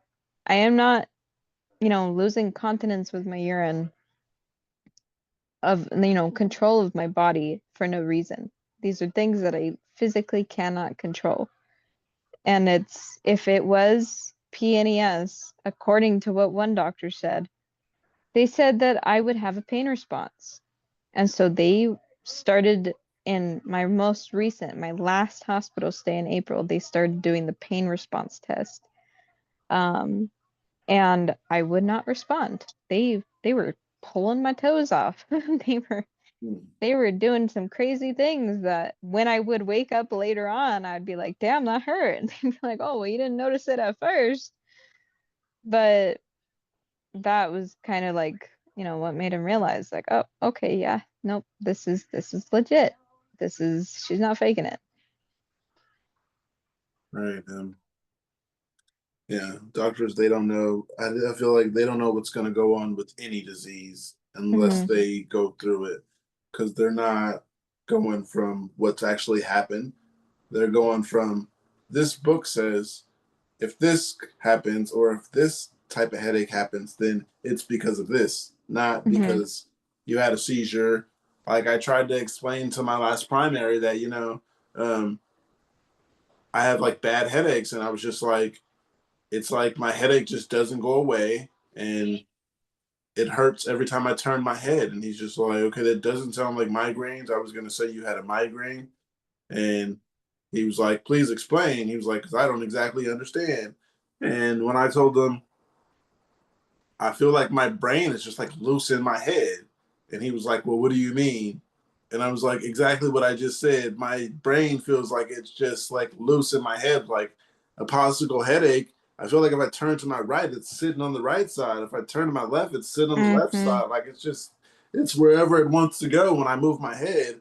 And he just looked at me like I was crazy, just looked at me like it was impossible. And I was just like, all right, I'll just take myself somewhere else or just leave. And he tried to give me some more medication. And then I told him, I have a neurologist that prescribes medications for seizures and stuff to do with my head. You're my primary. You have nothing to do with what's going on in my head. You've known me for this long. He's known me for 20 years. So he sent me to another neurologist, and I was kind of disappointed about that. I was just like, you're going to send me to another neurologist when I told you I have a neurologist? And he was like, well, also with the headaches, you said you have bad memory. And he was like, a neurologist could tell you why. And I was like, okay, I'll go talk to my neurologist. And he's like, I can get you an appointment with this sooner. No, I could go to him or send him a message or even maybe go in, and if he's there, he'll talk to me when he has time, like in between people. Like you already told me that if you need to be here, just sit there, and sometimes somebody will miss an appointment and you'll be there to take that spot, which I don't want to do, just sit there all day and hope someone misses an appointment. But they say it's common for at least one person a day. So yeah. So yeah, and yeah, like I said, these doctors have to go through one of these before they can say, I know everything about this. I researched this, or I went to school for this, and you don't know this, and I know this because I went to school for it. I don't think Those I went to like school for it is a good thing. This is a good response these days. I learned this in school, or this book said when this headache happens, or since your arm feels this way, it's not broken. Yeah, I'm done with doctors and the research part. But I'm going to get back to one of these last questions I had, because we've been here for Go 2 ahead. hours. It's been great I didn't even conversation. realize that. Yeah, it's been great. Like you never notice how much time is flying when you're just talking about epilepsy. People don't think epilepsy is that amazing. It is. There's I always mean, so much to talk about with it. it's not amazing to have, but it's amazing to talk No. about. Like it's such an interesting topic to talk about. Nobody would ever think so. Like I'm not even gonna say the name of the person, but someone in my family, I was trying to explain to them that, I'm doing a podcast and it's getting some attention. It's kind of, I wouldn't say taking off, but it's getting some attention. So, and then this person was just like, I was going to say he or she. I'm not even going to say that because that might say something. But this person was like, who wants to sit around and talk about epilepsy all day? You're in there for 6 and 8 hours at a time. Who wants to talk about epilepsy that long? And I started to think like I thought you were very supportive, and you are absolutely the furthest thing from supportive when you asked me that. Who wants to talk about epilepsy? Like when you live this every day, yeah, it's pretty damn interesting to learn more about it, share Yeah, like, information with oh, each yeah, other. learn Like, more. Like, oh, this is going on. It's good to know that. It's actually yes. fun knowing what happened and like, oh, this has been happening. And I can lightweight laugh at it. Like, oh, yeah, this has been going on. I've just been ignoring it and laugh at myself in particular, not laugh at the situation. And no one gets that. And I was just like, all right, you don't understand. So I'll just take it as you don't understand. I'll walk away or something because I'm not going Not to argue everybody with will get our humor or our understanding of or interest, I guess, in this topic because they don't have it. They don't know what it feels like to Yeah, have it. I told myself I'm done explaining epilepsy to people. Like I hate I saw and wait. I hate absolutely explaining it to people who are just sitting there and it does not look like they want to listen. It looks like they're just listening to what you're saying so they can, I don't know, understand maybe one or two parts. But yeah, for some reason I just blew a bubble out. That was weird. But I asked my doctor about that. Yeah. So yeah, this memory stuff and everything is just like nothing to play with, and no one takes it serious. And the memory is the worst part because it kind of messes up everything else. I don't know if I'm wrong, but my memory, it messes with everything else for some reason. That's what I feel like. It does. I mean, especially when you have kids too, you're worried about like school and appointments and stuff that you have to schedule and like once you lose the ability to be able to do that stuff, it makes life pretty damn hard because then you're like getting calls from people and they're like, "Hey, where are you? You're supposed to show up for this." And I'm like, "Oh, oops, I forgot. Sorry." Yeah, I've been told that, if you do a podcast, there's people who don't get seen or don't get big for 10 years. And if you're looking to get paid for it, you're not going to get paid for it for the first 10 years or whatever the case. At this point, it's not even about that. At this point, it's awareness is what is really big to me. And I don't mind just talking about it because I'm learning stuff. Um, no one found learning stuff fun ever. So, yeah. I used to not like learning in school, but I do like this form of learning. Yeah, I love this form of learning because it's useful. It is. There's nothing else someone can tell me that I can learn that I feel like is useful. Um, Unless you're teaching me how to not cut myself or something like that. But I've learned so much useful things about epilepsy because of this. Things that I can actually use for my day to day and help myself not get in better shape.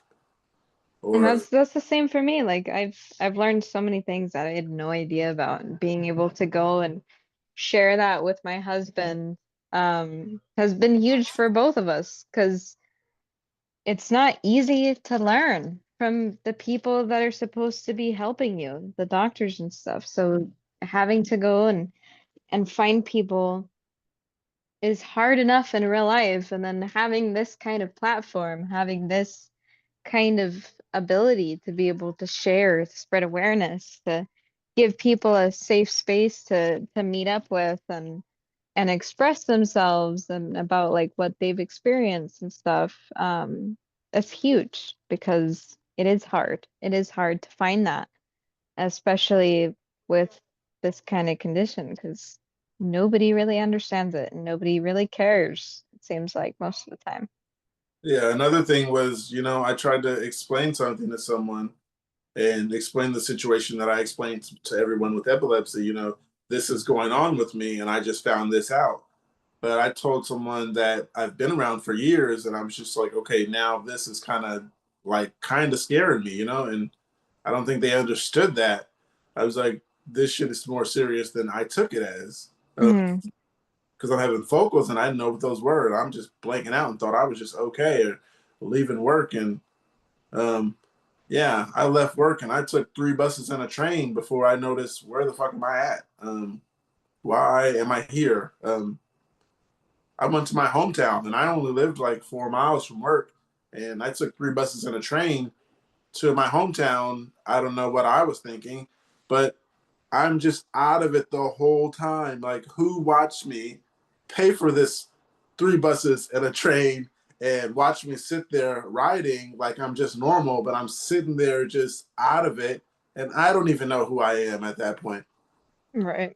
When I came to, I was like, why am I on this bus? And I was like, I need to get off this bus.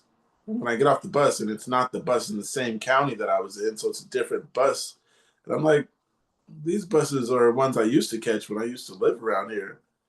And I didn't get pretty far. I got across the street, just confused, talking to myself in my head. And once I got across the street in the parking lot of the post office, I had a seizure. And I actually could have died. Someone who did find me, he said he was driving by. Only reason he Mhm. found me is because he thought I was someone else. That is crazy. Yeah, he said he went and got my stepdad, but he said I stopped because I thought you were someone else. I didn't take offense to that, but I was just like, wow, just like there's probably people who walking by and didn't say anything because he didn't think anything of it. And he kind of saved my life. I could have just been laying there in the parking lot on the ground, and cars are passing by and not saying nothing. I guess he looked over and seen me on the ground and was like, what he said is, "Oh, I seen the hair and thought you were someone else." Well, thank you.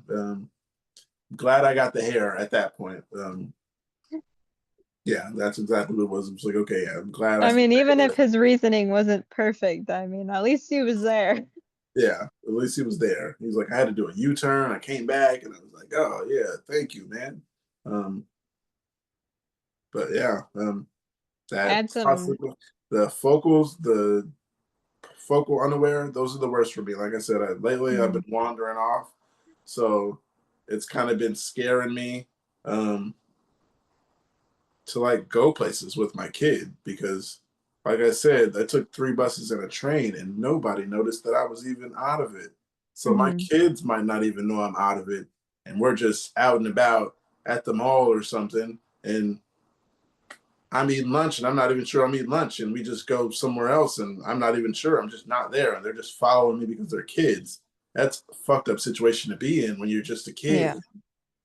You're just like, why are we here? But this is my dad, so I'll follow him. But why did we leave the mall to go to somewhere random, Just like why? And that's what I'm afraid of. And I don't think anyone gets that part. And I went off track of earlier, like telling someone how I felt and was feeling about everything. And this person said, uh, I was just like, I learned this from being on the podcast, and I learned that I've been going through this, this, and this. And the person like said to my face, like, I think you're letting these people make you feel sicker than you are.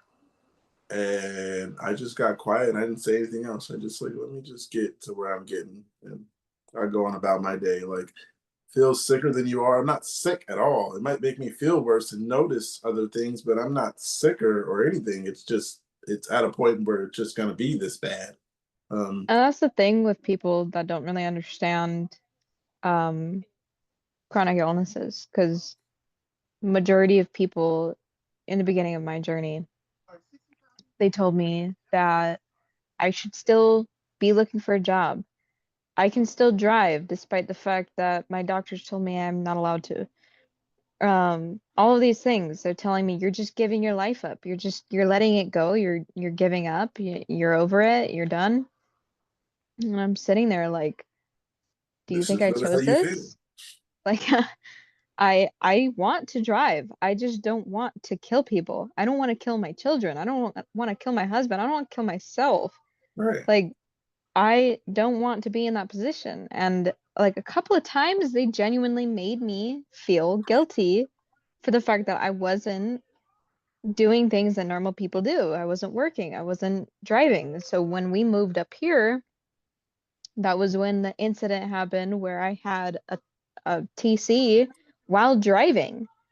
And I had my 2 children in the back seat and my husband in the passenger side. And thank God he was there, because if he hadn't been, we would have crashed into another car and we would probably all be dead. And I was feeling bad because everybody was telling me that I could drive because I haven't had a seizure in this amount of time. Little did I know that it was nothing to do with any of that. It was literally just that I just didn't have a seizure yet. Yeah. And that was because I had just gotten off of birth control. So my hormones were pretty much invisible and they were only just starting to come back.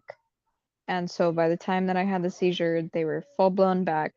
I was on my very first period and boom, a seizure happened.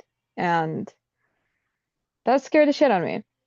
And it scared the shit out of everyone else too, because they realized, okay, maybe we should shut up and leave her alone. And I was applying to jobs. I was applying to hundreds of jobs, and I have since had to tell those people when they told me that they wanted to do an interview, like, I'm sorry, I can't. Never mind.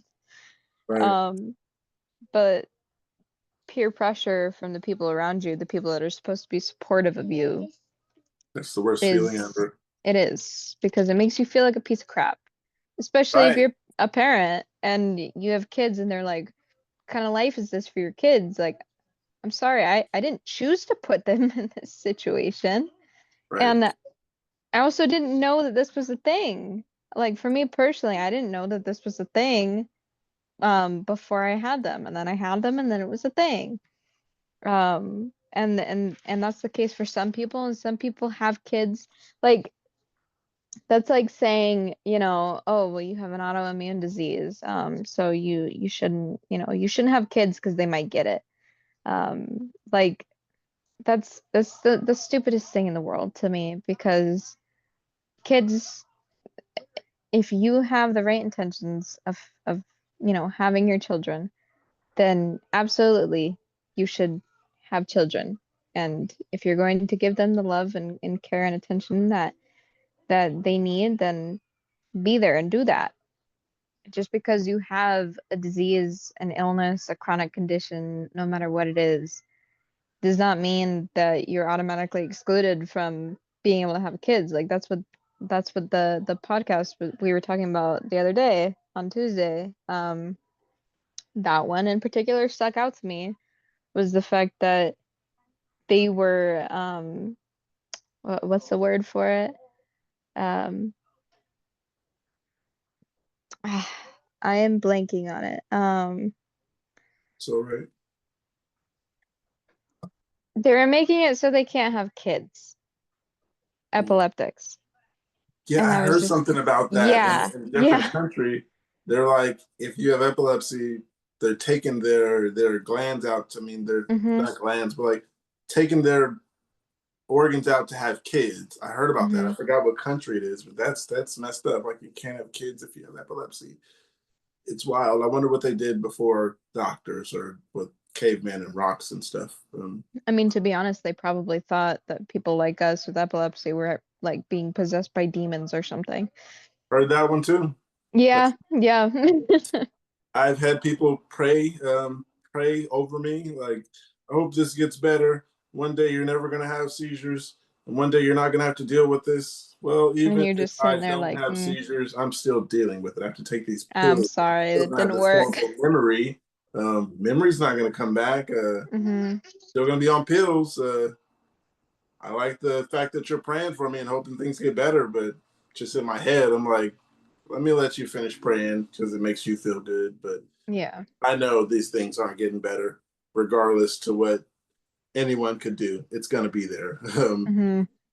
Yeah. So like the thing also about Social Security, it's like hard getting Social Security because they don't take seizures serious. Like that's not a big thing.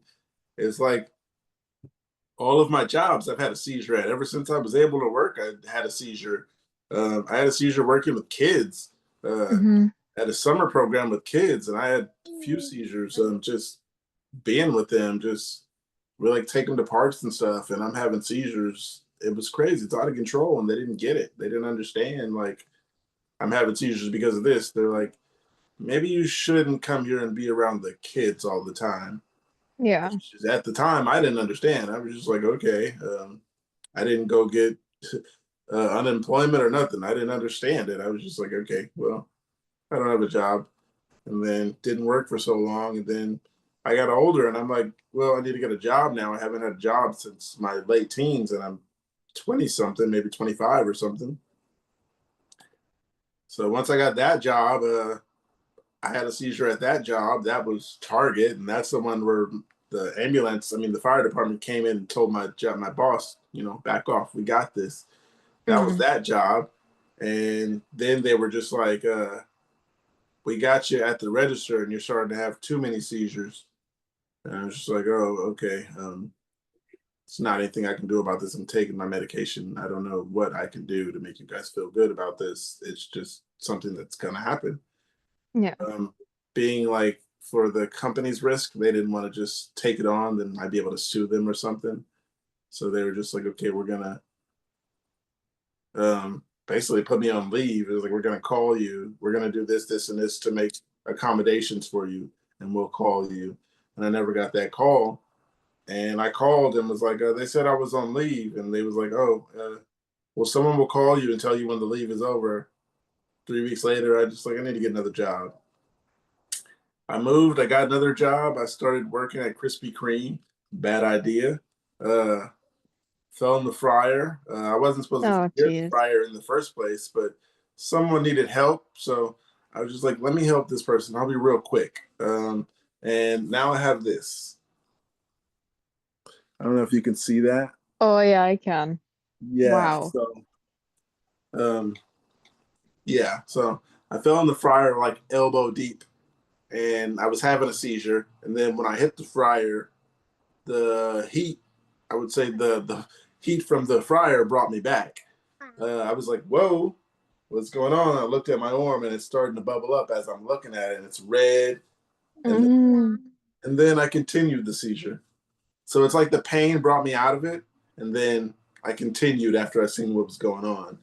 So yeah, it's getting bad. It's out of control, and people aren't going to take it serious. I don't know how to make them, but That's the thing basic that's Social shitty Security, about the Social Security they too, is don't that they don't they they don't don't take it look at it as from like an individual standpoint. They look at it like, okay, like, because epilepsy is in the blue book.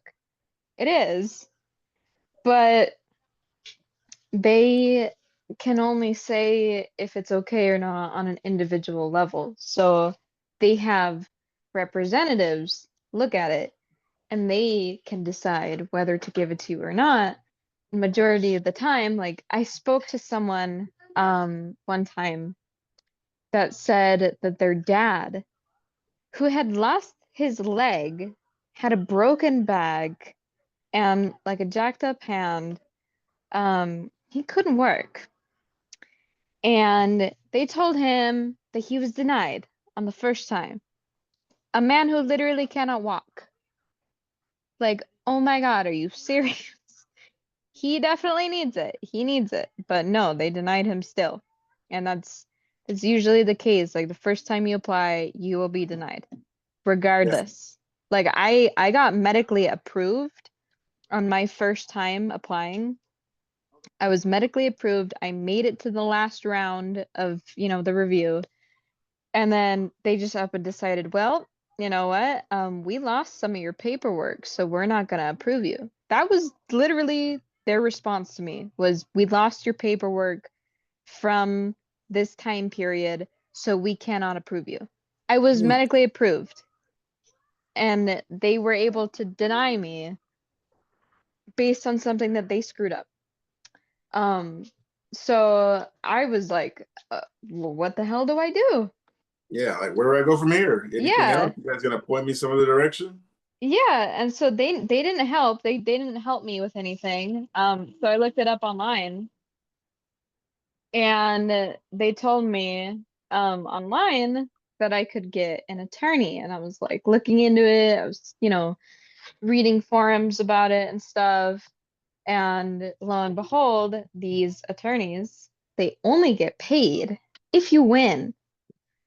So they will do everything in their power to make it so that you win, because otherwise they're taking on this month-long case for absolutely zero reason. So if you get approved by the attorney, it's more than likely that you'll be approved for the Social Security. So I went and did that.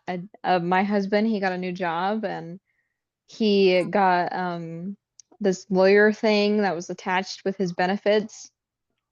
So I went on there and I looked for an SSA lawyer, and I found one, and I reached out, I contacted them, I told them what was going on. And at first, back then, it was still just PNES as my official diagnosis.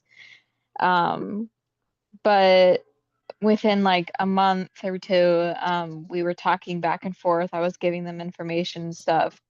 Um, that was when I was able to tell them, like, hey, I'm on Keppra now. My neurologist gave me a diagnosis. I gave them the diagnosis, and they were like, okay, well, let's get all this information together. They gathered everything. All they had to do was call me a couple of times to be like, hey, is this correct? And then I would go through my records and I'd just be like, oh, okay, yeah, this, and this. And they just sent it through the appeal. So they are working on that for me. I don't have to do anything now. It was really nice and easy, because the first time going through all of that paperwork on my own by myself, not being able to remember everything that I was putting through, like, it was a struggle. So getting an attorney, it's completely free right off the bat. You don't have to pay anything towards it. They only get paid if you win. Yeah. So I No. just get to sit back and watch and wait for it to go through, which it is in processing right now. So I'm hopeful this time around, especially with all the new updates and everything. And the time period that they lost the first time, the attorneys made double sure that they had it this time. So I shouldn't be denied this time. But that's something that most people don't know about, because they don't explain that to you. They don't tell you what your options are, your legal options. If you get denied, it just says you can appeal it and file again by yourself.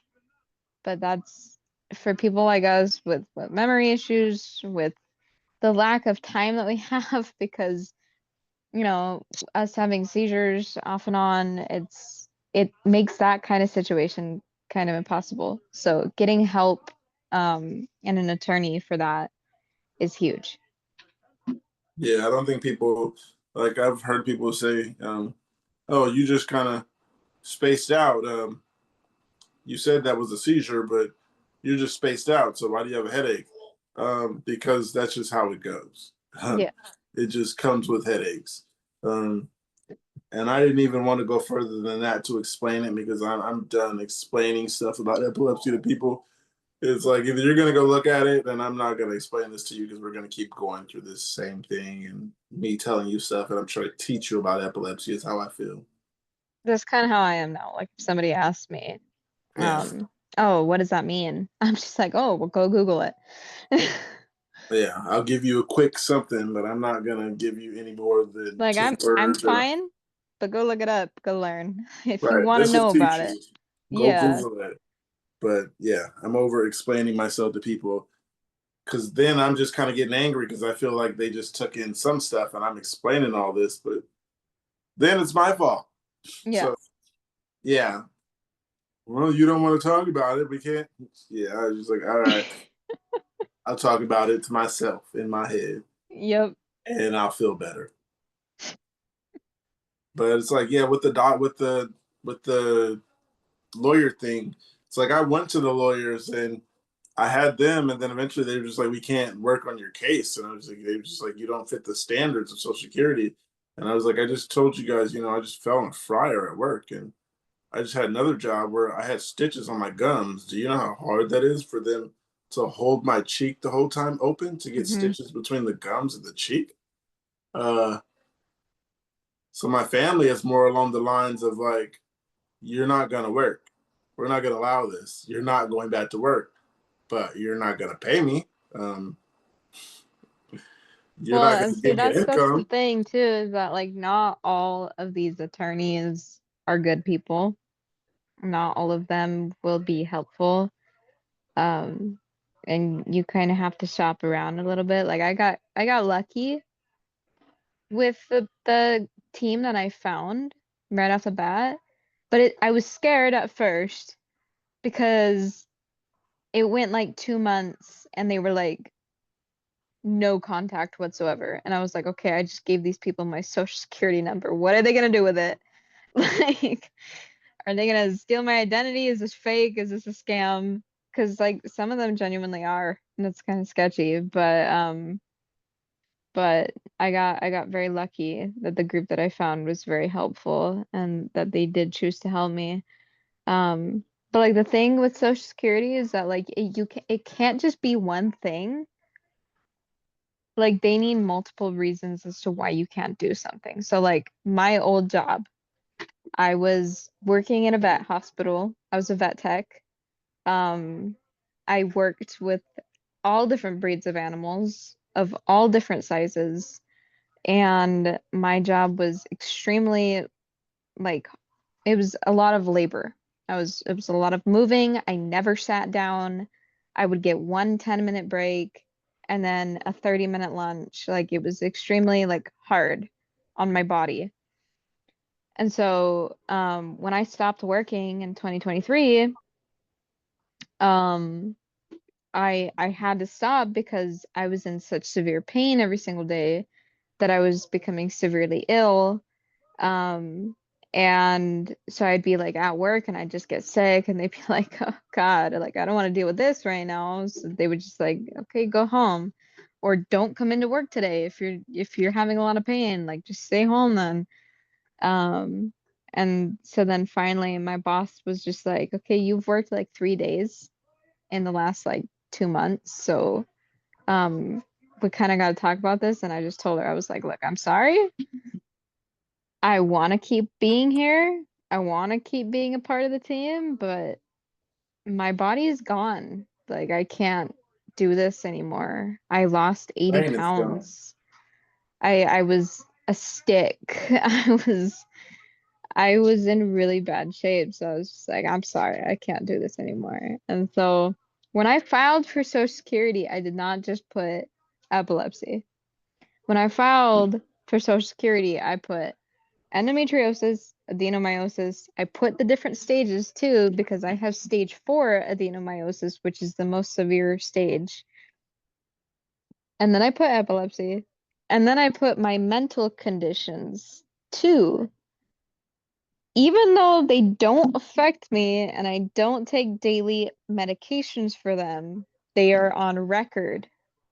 And so it's kind of like going to the hospital. Like, I don't know if you remember this about COVID times, but like back during the pandemic, um, people started coming up with like workarounds to be able to get into the hospital to get help because they were turning so many people away. And so it's kind of like that. Like you kind of got to go up to them and be like, I'm dying. Give me the money.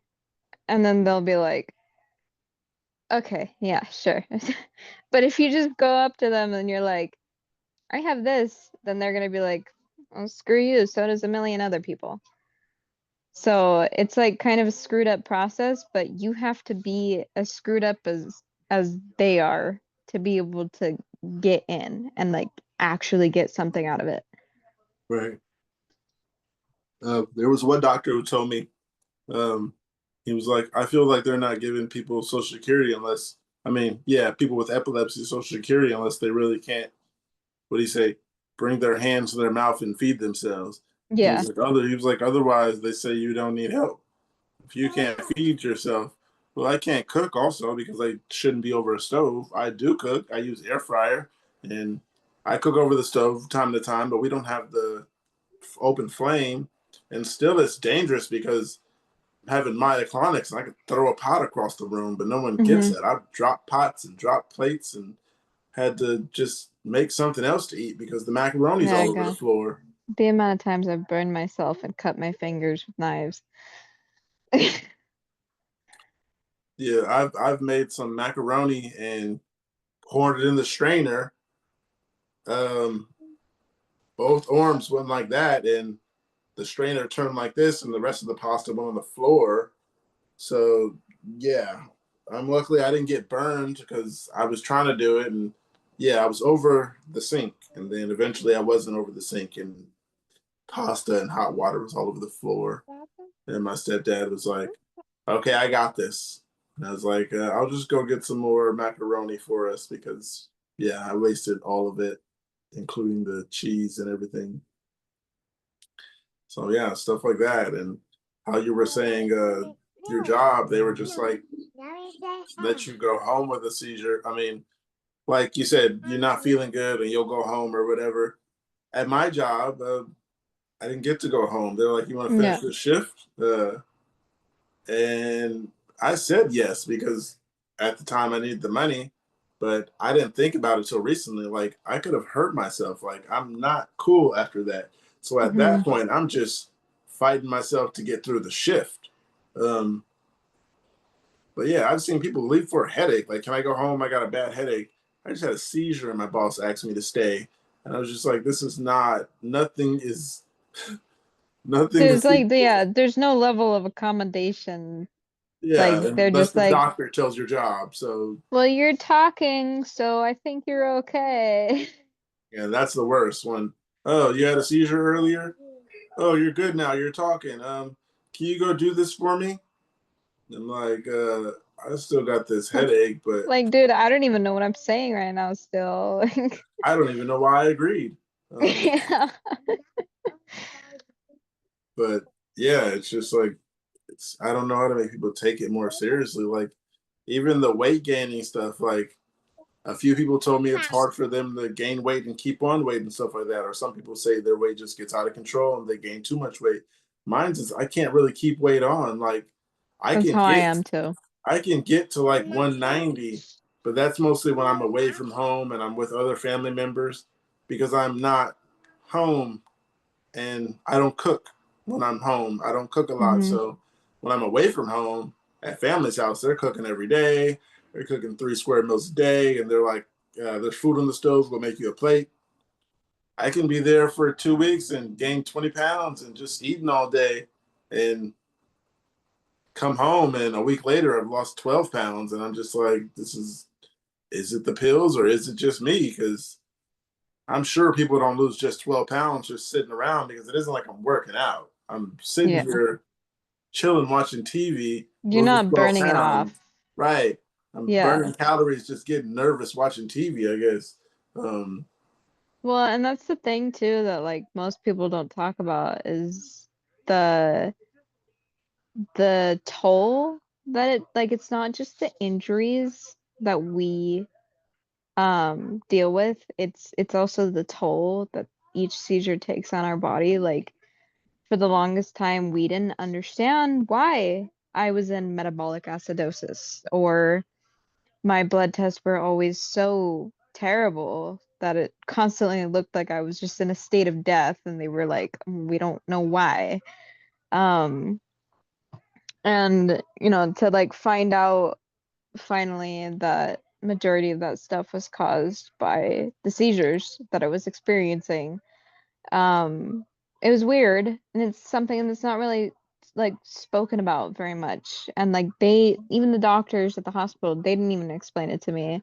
It took talking to my neurologist about it, in his office, like being like, why is this happening? And he was finally like, oh, well, yeah, I mean, that's, the seizures, they have an effect on the way that your body processes things. Um, so it's a lot for our body to have a seizure. The brain takes a lot from our body, and our body takes from the brain. And so like having that imbalance between them creates imbalances in our health. And weight is one of those things. Losing 80 pounds in 2 months is almost unheard of, um, especially in a woman that is a stay-at-home mother and she's not going anywhere. She's not running laps every morning. She's literally just making food and taking care of kids all day. And they initially thought that I had cancer, and I was like, I guess, but no, it ended up being the seizures. And they still can't explain it to me fully to this day, but that's the reason why my kidneys were screwed. That's the reason why my liver was screwed. That's the reason why I lost so much weight. Seizures. You wouldn't Yeah, expect it. like my cousin, he even said he was like, "You're just hanging out chilling." He was like, "But you're having seizures and you're losing so much weight." He was like, "Are you just like shitting out, pissing out calories?" He was like, "Because you're not doing anything." And I was just like, "Yeah, I don't understand it either. I'm just losing so much weight." And I was like, "Yeah, it I mean, it's doesn't." like our muscles, like the way that they process like the sugars and the fats that we have. They move like crazy. I mean, we're not just kicking our legs out, flailing our arms. Our muscles are completely like clenched Right, that shit when isn't that's fun. happening. Yeah. So that's why it's so painful to wake up from. That's why we get so injured. It's because our body isn't just doing something that somebody might do passingly, like hitting a wall or something. No. Our body is just going straight for it, full speed ahead, full power. And so when it does that, not only are you going to get injured, but you're going to use up a lot of sugar, calories, and, acids in your body. So, Yeah, yeah, no one's gonna get it. One thing I was gonna say, when you talked about the autoimmune thing, is any of those painful? so endometriosis is painful. There are not enough research studies done on endometriosis and psychogenic, or I was going to say psychogenic because Lufa was just talking about psychogenic endometriosis, which I thought was absolutely insane. But endometriosis and adenomyosis, some people say that there's no pain. Some people say that there is pain, but it's really not a difference in how the disease works. It's a difference in the severity levels of it. So I have endometriosis on my face. I have it on my arm. I have it on my lung. I have it in my nose, in my ears, um, and I have it in my uterus, my ovaries, and my tubes and everything like that. Um, and when I am having a period, I bleed. Each period is different. Sometimes I bleed from my nose, and it's not a bloody nose. I'm literally just bleeding out of my nose, dripping out blood. Um, and it's constant. And then my ears, I bleed out of my ears. I cough up blood during some of my periods because of the lesions on my lungs. Um, and that is very painful. It is not something that is easy to deal with because you're literally bleeding and it burns and it stings and it's an open wound on something that shouldn't have an open wound. Um, so yeah, endometriosis is definitely painful. And it can come with a whole load of other symptoms as well. Severe IBS, back and forth habits, and severe bloating. The pain is severe. Um, you can also get like there's other symptoms I can't remember off the top of my head that I deal with, but it's so many that when I went to the doctor to tell her that I think I had endometriosis, I had 3 notes full of my symptoms. And when she saw that, she was like, okay, yeah, yep, I think you're right. And so there's a lot of things that it can coincide with, and it is very painful. As far as adenomyosis, it is not painful unless you have some of the more severe forms of it. So I have stage 4, which means that my uterus has no elasticity to it anymore. It is just sedentary inside of me. It's extremely heavy. And when I have a period, it creates an excess amount of blood. So when I'm about to have a period, I get really severe pain. Um, and I can't walk. I am bedridden. I can't eat. I can't drink because when I eat and I drink, it makes me severely nauseous. So I'm on another medication called Zofran, on Danzatron, which can also cause seizures if you take too much of it. So I'm not allowed to take too much of it, but it helps me eat during my periods because otherwise the nausea just makes me really ill. But it's because my uterus is pushing against my bowel and my stomach. So anytime anything goes inside of my stomach, it just gets pushed up. So it's really uncomfortable. And yeah, I don't think adenomyosis causes as much pain as endometriosis, but together in combination with the stages that I have them at, yeah, it's pretty miserable each month. Yeah, it sounds like it. Sounds horrible. Like I never thought it would be this interesting to talk about periods, but that's Yeah. interesting. Yeah, it absolutely sucks because you can't avoid it. That's like something you guys have to deal with. So it's like telling me I have to deal with seizures just because Yeah. this is gonna happen. Well, and there's one cure for adenomyosis, and that is to get a hysterectomy. So you have to find a doctor who is willing to give you a hysterectomy before a certain age, because for most women, you're not allowed to get one until after like a certain age, 25 or 26, I think. So some women have struggled with that.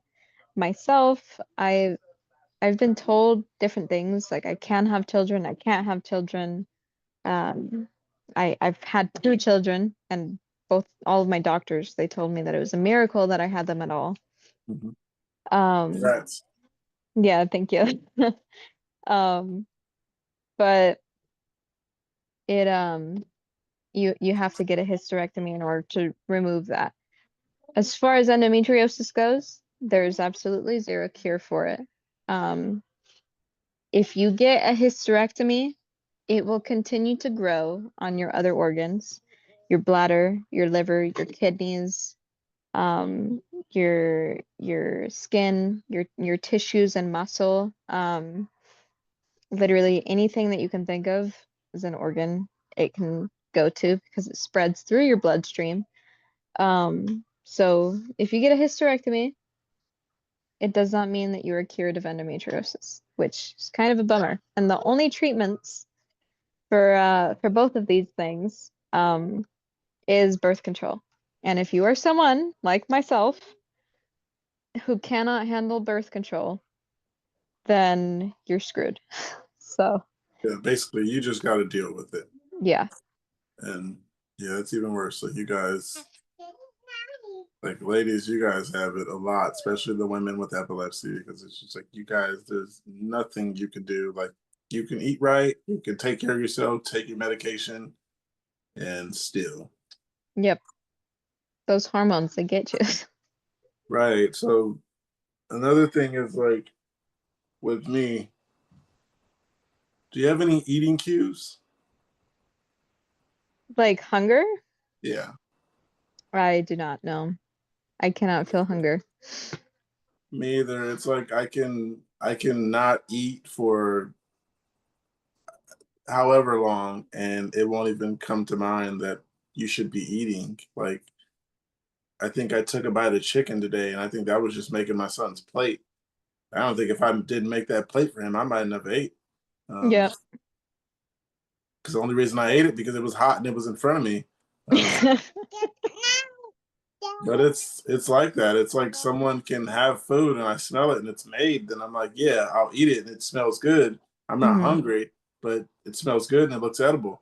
Um, So yeah, it's so much different.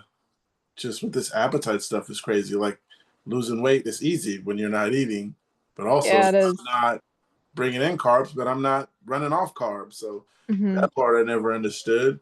Um, there's so much that comes with this, and just uh, got to talk about it. Got to get it out there. Like I Because said, really, at this point, it seems like the only people who are going to put two and two together is us, not to know each other. right, right. I Otherwise, was just thinking that only people yeah, putting two and two together is like, oh, okay, so that happened. Oh, so that means this. Oh, so that's yes, happening to me. Oh, yep. that's happened to my cousin and stuff like that. It's just no doctor's going to take that seriously. Oh, that's not Hmm. happening. That book didn't say that. The book said if you got this, it's just a migraine. And I hate Like, when I'm they sorry, say, no, you're wrong. yeah, I hate when they say the PNS thing where they just like, oh no, you're not having epileptic seizures, you're having psychogenic seizures. Non-epileptic. Like Yeah. I'm having seizures. Okay. Period. Do Yep. something about it. Yeah, so many things that aren't just being worried about because it's epilepsy. Yep. You can work, you can go have fun. You look fine. You look You like a look normal, so go be normal. yeah, go Sorry, be but a I'm normal not. person. You can do what everyone else is doing. Yep. Not actually possible, but No. you can try with like certain helps and make sure you put out certain things so you don't hurt yourself, but I mean, unless you walk around in a shouldn't have freaking to do bubble that. suit. Not that I shouldn't You, have to do it. I don't want to yeah. do that just to live my life. But yeah, I'll get back to the question because yeah, we tend to go off topic, but there's no problem with that. Yeah. More content. It says marriage. Since you are married, you could answer this for me because I'm not. And I will let you know I have not read the questions ahead of time because if I read the questions ahead of time, That's all good. You won't remember it. no, I mean like if I read them ahead of time, then I'm not as surprised when I don't have the reaction that everyone has when I read it earlier or something like that. About to, I want to yeah. be surprised when I read it so I can have that expression like, oh, I just learned something. You know what I mean? So with Yeah. marriage, you're going to teach me something. It says Okay. marriage. Anyone just struggle maintaining a marriage? I don't remember last week. So the fact that we argued about whatever 3 weeks ago just literally didn't exist for me. I'm sorry. I am sorry. I truly am, but I'm not ever going to be the thing they want me to be. It's like I'm 5'9" and they want me to be 6'5". I need help here or there, and it's all just going to fall apart. Um, that's rough. You're maintaining your marriage, but any advice for that person? I have to say, it was You not just turned easy. red, so there's something on your mind. You turned all the Yeah. way red. It was not easy. I mean, still to this day, even now, it is not easy. My husband works a full-time job, and at the end of the day, he comes home after 12, 13 hours of working, climbing ladders and poles and stuff. And he has to come home some nights, and I am having a seizure. Or I had a seizure, and he has to help me because I can't do the things that I usually do. I can't make dinner. I can't look after the kids. And so it was hard for him. Like it was a huge change to see me go from somebody who was doing everything, and working to not being able to do anything at all. And that was for a whole year, Yeah, being untreated. Um, so it was a long time of like no answers. There was a lot of arguments. There was a lot of, I mean, there was even a point when we talked about getting a divorce, because I felt bad. I had severe guilt on laying on my shoulders, and I was projecting them that at him, and he was scared. He didn't want to lose me, so he was projecting that at me, and it was really difficult, but there's a point where you kind of have to like come together and be like, okay, like I am scared. And then this person has to say, okay, well, I feel guilty. I'm not doing enough. And then you guys need to come together and find solutions to that because the clashing is the arguing. The arguing is what's pulling you apart and the lack of communication, therefore. Um, without communication, without telling each other what you're feeling, like why you're feeling it, like if he, going through that period of time thinking that I was just happy with him doing everything for me and I was just going along with the flow. I'll be there in a second, okay? I'll be there in a second, Papa. Why? But you know, doing that, like I at first I wasn't saying anything because I thought that it would just upset him because he wouldn't understand that I was upset about it. I didn't want him to be doing that stuff. So then he was upset that I wasn't talking to him. And then I was upset that he wouldn't talk to me. And then it was just this back and forth miscommunication that really pulled us apart to the point where one night he told me that he was gonna call the ambulance. He was gonna take me to the hospital. Um, he was gonna let them do what they needed to do, and then him and my kids would go stay with his parents. Um, and that was because that night I was severely depressed and I wanted to hurt myself because I had been going through 7 months of uncontrollable seizures, nobody listening to me, nobody believing me. Um, and every hospital that I went to, they just told me the same thing. Well, we can't find anything, so nothing's wrong with you. You just have psychogenic seizures. And it went on like that for so long that I was tired of it. I was in such severe pain every single day. And to be dealing with such severe pain every single day and now adding seizures on top of it, it just felt like my whole world just completely fell apart. I know what you mean. Yeah. It And all just so, feels like it's crashing around you. Everything is yes. bad. And it just like all of it, just all at once. It's just one thing right after another, and it's horrible. And so I told him that I wanted to hurt myself. It was the first time that I was honest about my feelings in months.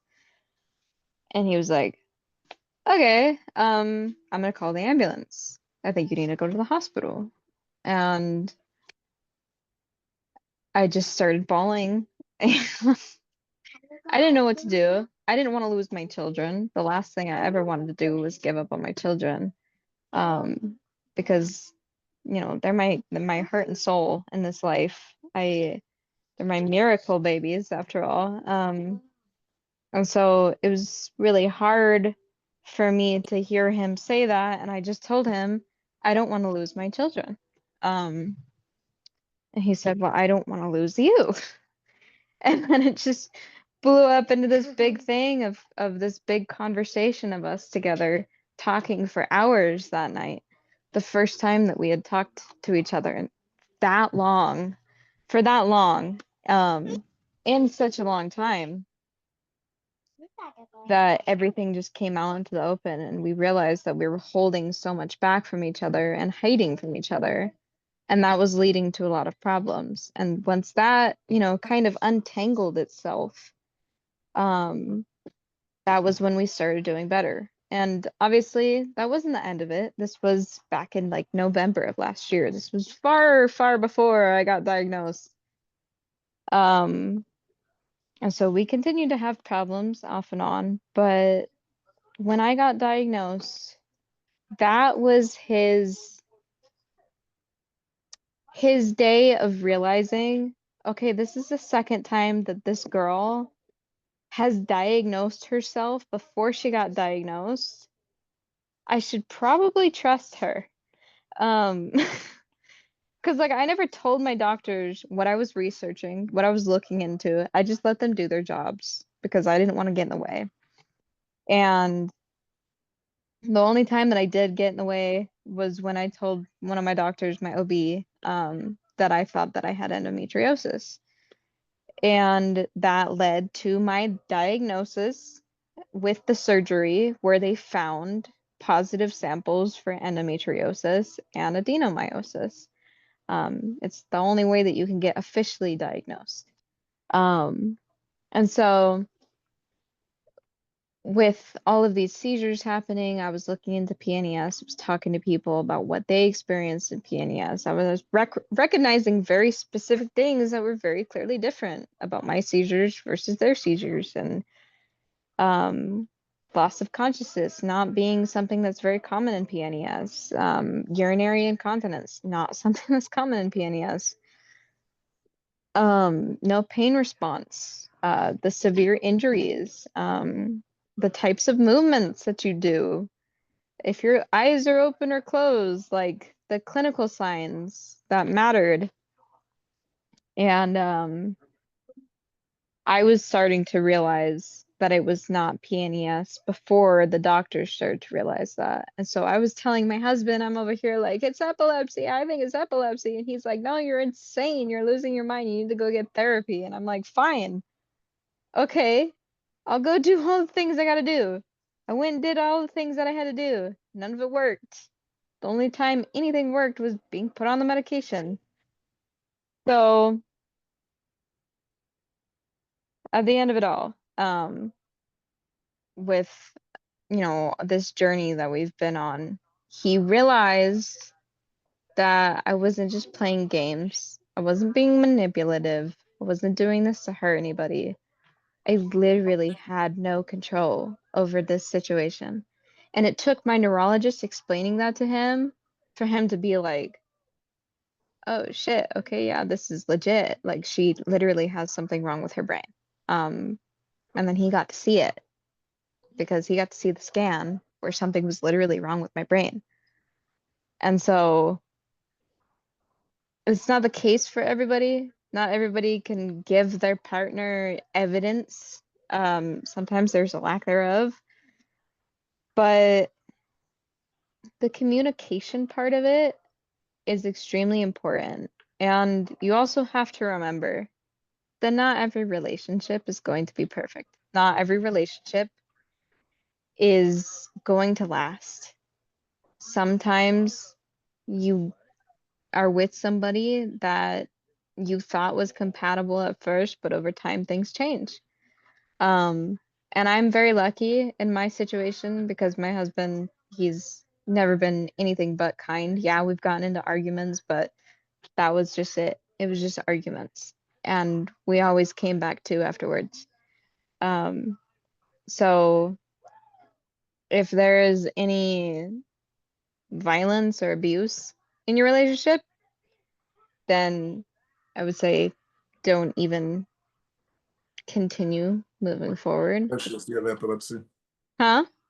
Especially if you have epilepsy. There's Yes. stress and everything. You That have is not seizures on healthy top for of you. arguing.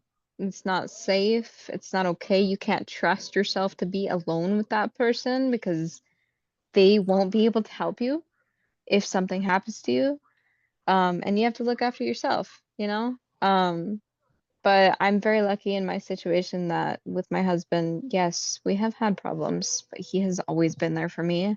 Even when we're mad at each other, if I had a seizure, he did not let me hit the floor. Um, and if I got hurt, he didn't leave me alone. He he would help me. He would take care of me. Um, and as much as he was scared of the situation, he was confused by it and didn't understand it, he was always right there. So, um, I am very lucky to have the relationship that I have. But one of the biggest things that we both recognized, me and him, was a factor in helping us get to this point was communication. You have to have communication of everything. Your phone is down Yeah, so the part where you said like I just want you feel guilty part, and I've been through that, and it's like some people don't understand. Like I've told someone where they're like, "Oh, where I keep saying I'm sorry," and they're like, "Stop saying you're sorry. I understand. It's okay. You've done this, and you can't handle this." But it's like I still can't get rid of that guilt part and feeling like a burden because you shouldn't have to deal with this. Mhm. But it's like trying to get things better. It's like everything is just progressively getting worse. It's like Yeah. I'm trying to be a better person, but it doesn't seem like this is getting better at all. And that's how a lot of situations have felt to me. It's just like I'm trying. And I understand you're mad, but I'm trying as much as I can. And as you see, I am trying, and people are not taking it seriously, and they don't understand the guilt that it is. And when you tell them you feel guilty or like a burden, they tell you don't. But like I said, it's hard not to. It's Well, really and it's hard not as not to. simple as just feeling guilt too. Right. It's starting to get angry at the people who are helping you because you don't want them to Right. keep helping you. And it's starting to put that out in Starting to not even bother just me. words sometimes. Sometimes it's worse than that. Sometimes it's you know, physical action. Sometimes it's just shutting the door in someone's face and just saying, "Let me be," you know? Um, because you don't want them to continue putting themselves in that position of pain. You know that they're in pain and you don't want them to have to experience what you're experiencing anymore. It's very painful. And if you don't tell them anything about it, all they think is that you're pushing them away. Yeah. Another situation when I started to think about like the marriage thing, I was talking to someone and uh I was gonna say patient privilege, but that's not it. The privilege of keeping someone's business to myself. I don't say names. But this person said she felt so bad, like later in her marriage, that she started asking her husband like all the time, "Would you like to divorce me?" And he would tell her no and stuff. And she said, "Come to find out, she thinks it was about the money." And I was like, "Wow." And she was like, "I think he stuck around for the money, and he wasn't very kind to me about my epilepsy." Mhm. And I asked her like, "What do you mean?" And she's like, uh, I told him I couldn't please him like sexually because I didn't have the drive or the energy sometimes. And she said, what she say? Oh, I told him I wasn't feeling well. So he took me to bed. I think she said she was in the living room. She told him she wasn't feeling well. And he's like, okay, I'm gonna help you get to the bed. And then she had a seizure, and he's like, okay, you cool off the seizure? And yeah, she was like, get some rest. And then she said she woke up and he was gone. And she said he was gone for like 6 hours and came back at like 1 in the morning. And she was Oh, asking him, jeez. where you been? And he was like, oh, I went to the bar because I went to hang out with some friends just to blow some smoke off or something like that because of what had happened. And I was like, I am so sorry you had to go through that. And she was like, but it gets worse. Not just did he go to the bar, um, because he felt like need to blow some steam off, he need to go to the bar. She was like, but so many times I would tell him I can't please him, and oh God, he would tell her, just take it, just lay there. Yeah. And that was hard to hear from her, and I was just like, I'm not even the one being touched, but that was hard to hear from you, and you're saying it with a straight face. And she's like, because I've been dealing with it for so long. Yeah, that was a tearjerker, and I was like, I want to cry for you, and just repeating it, I was just like, oh my goodness, like. And she was like, at one point I felt like it was sexual assault, and then she was like, at another point I felt like I just had to please him or he was gonna leave me. And yeah. And that's that thin line that people like to abuse where they say like um no, this girl, she had that coming for her because she chose to be there. She chose to say yes. Well, in reality, women don't have that luxury. Men overpower us by 100 times, and we have to do things that we don't want to do, but it's because we're doing it out of fear for our safety. Like before I met my husband, um, I had experienced stuff like that, and it was not a good time in my life. Um, and initially that was thought to be the reason as to why I was having PNES. But the problem was that it never extended past that. Like it was just this pain that existed, and like you said, like it was hard to hear her say it with a straight face. That's what I did. I would always just say it with a straight face, and this happened. Um, because at a certain point you just kind of, I don't know, get a Goes little numb numb to to it. it. That's what she Numb to said. it. She was like, eventually I just went numb to it. And she was like, Yeah. she said this was happening for years. She was just dealing with it just to keep him around. And I was Because like, she needed somebody. yeah, I was like in tears. And I'm like, I'm just going to listen to you. And yeah, and Yeah, that is just horrible. yeah, And to I hear don't, like just lay there and then dealing with this for years, just lay there just so you can keep me around. Like, Mhm. I was like, I am so sorry that you have epilepsy, and I understand what that does to like some of our sex drives. Like, it's like for men, it's like I just don't have the drive. Like, I'm not worried about like some guys are like, oh, we're going out to the bar, we're going to go find females or whatever. Like, I can go hang out with friends, and they're all like, oh, this female, I'm gonna go talk to her, I'm gonna go talk to her. I don't have the urge to talk to her. I think you're talking to her because she looks good and you want to have sex with her. But me, I'm just like, yeah, she looks good.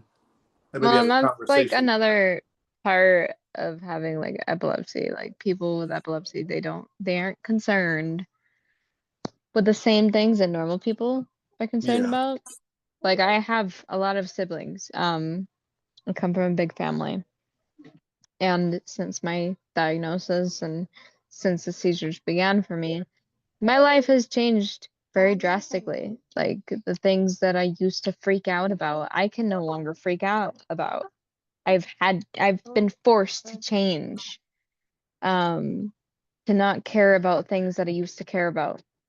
And meanwhile, I hear things from my mom and my other sister, about what's going on with my siblings.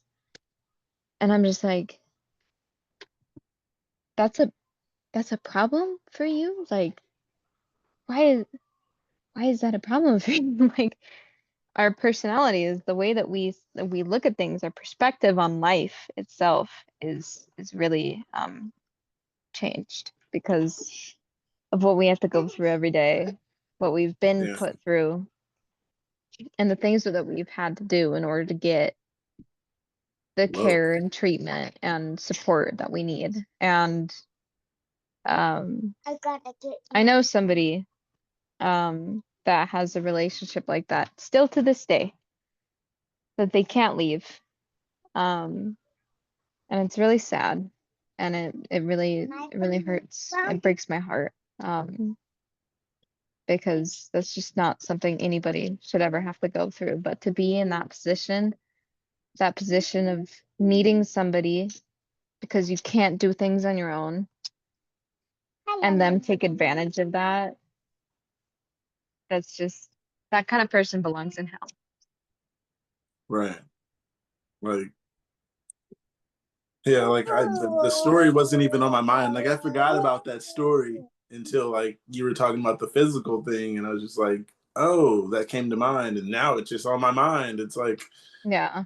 yeah, I can't get off my mind once you start thinking about it. It's just I always think about it every time. I mean, I don't always think about it, but it always makes me feel bad when I think about what she said. Like he said, just lay there. That is not something that's like sexual assault. But eventually, like she said, she felt like it was sexual assault after a few years, and it got progressively worse to where I think she said it was like violent sex after a while, and she said she was over it. Yeah. I was just like, that sucks. Like you're married, so we got a divorce because I can't please you after I've been pleasing you and just laying here for years. Yeah, so That is like one of the main reasons why um people with epilepsy, they deserve far more support than they get because people have to go through situations like that. Abusive situations with parents, abusive situations with partners, because they have no other choice. And if they do decide to do things differently, then they won't have the same support that they had before. And that's just not okay. That is not okay. And it's so wrong. And there's people out there that can get help, in-home support services, but why people like us can't get that, not only for people who are in situations like that, but also for people like for me and my husband's situation, when he's at work, he's concerned about me. And if we had somebody that could, come over and check on things, that would be helpful. Um, but that's just not a possibility, as far as I know, at least. But that would help people like her who desperately needed that kind of support. Yeah, she was like, the thing about the straight face, I was telling her like, I'm struggling to hear this, and you're telling this with a straight face. And she said eventually she just got over it, and then she was just like, I feel better now. And then I was about to say, how do you feel better now? But she was just like, he's in prison, so I feel better now. And she was like, I think well, no, I think she said he went to prison because of the next marriage that he got in. He was physically abusive. And she was like, I went through that, but it wasn't as bad as the sexual abuse, I would say, I guess. Mm-hmm. And she was like, I'm glad he's in prison now. And I think she said he got a lot of time for hurting someone. Yeah, like really bad. I sure as hell hope he did, because that's what he deserves, being that kind of person. But I I can understand what she means by that, because yeah, I mean, Yeah, to feel like you need somebody and then you're sticking around for that, and then that yeah, much is happening. Ugh. But yeah, see, we've been here for 3 hours. It's been I know, amazing. it's been amazing, but I gotta go be a mom. Yeah, I gotta go be a dad. I was just thinking about, is he hungry? But he's in there playing Yeah. video games and he's yelling and online with his friends. So I've been giving my kids snacks off and on, but I know that they're demanding my attention now, so yeah, but my this kids was are really cool with cool. snacks. My son, he's pretty cool with snacks, but I gotta go make him dinner because it's just a thing you gotta do for kids. You gotta Yep. make sure they eat, regardless if they want to or not. The food is there.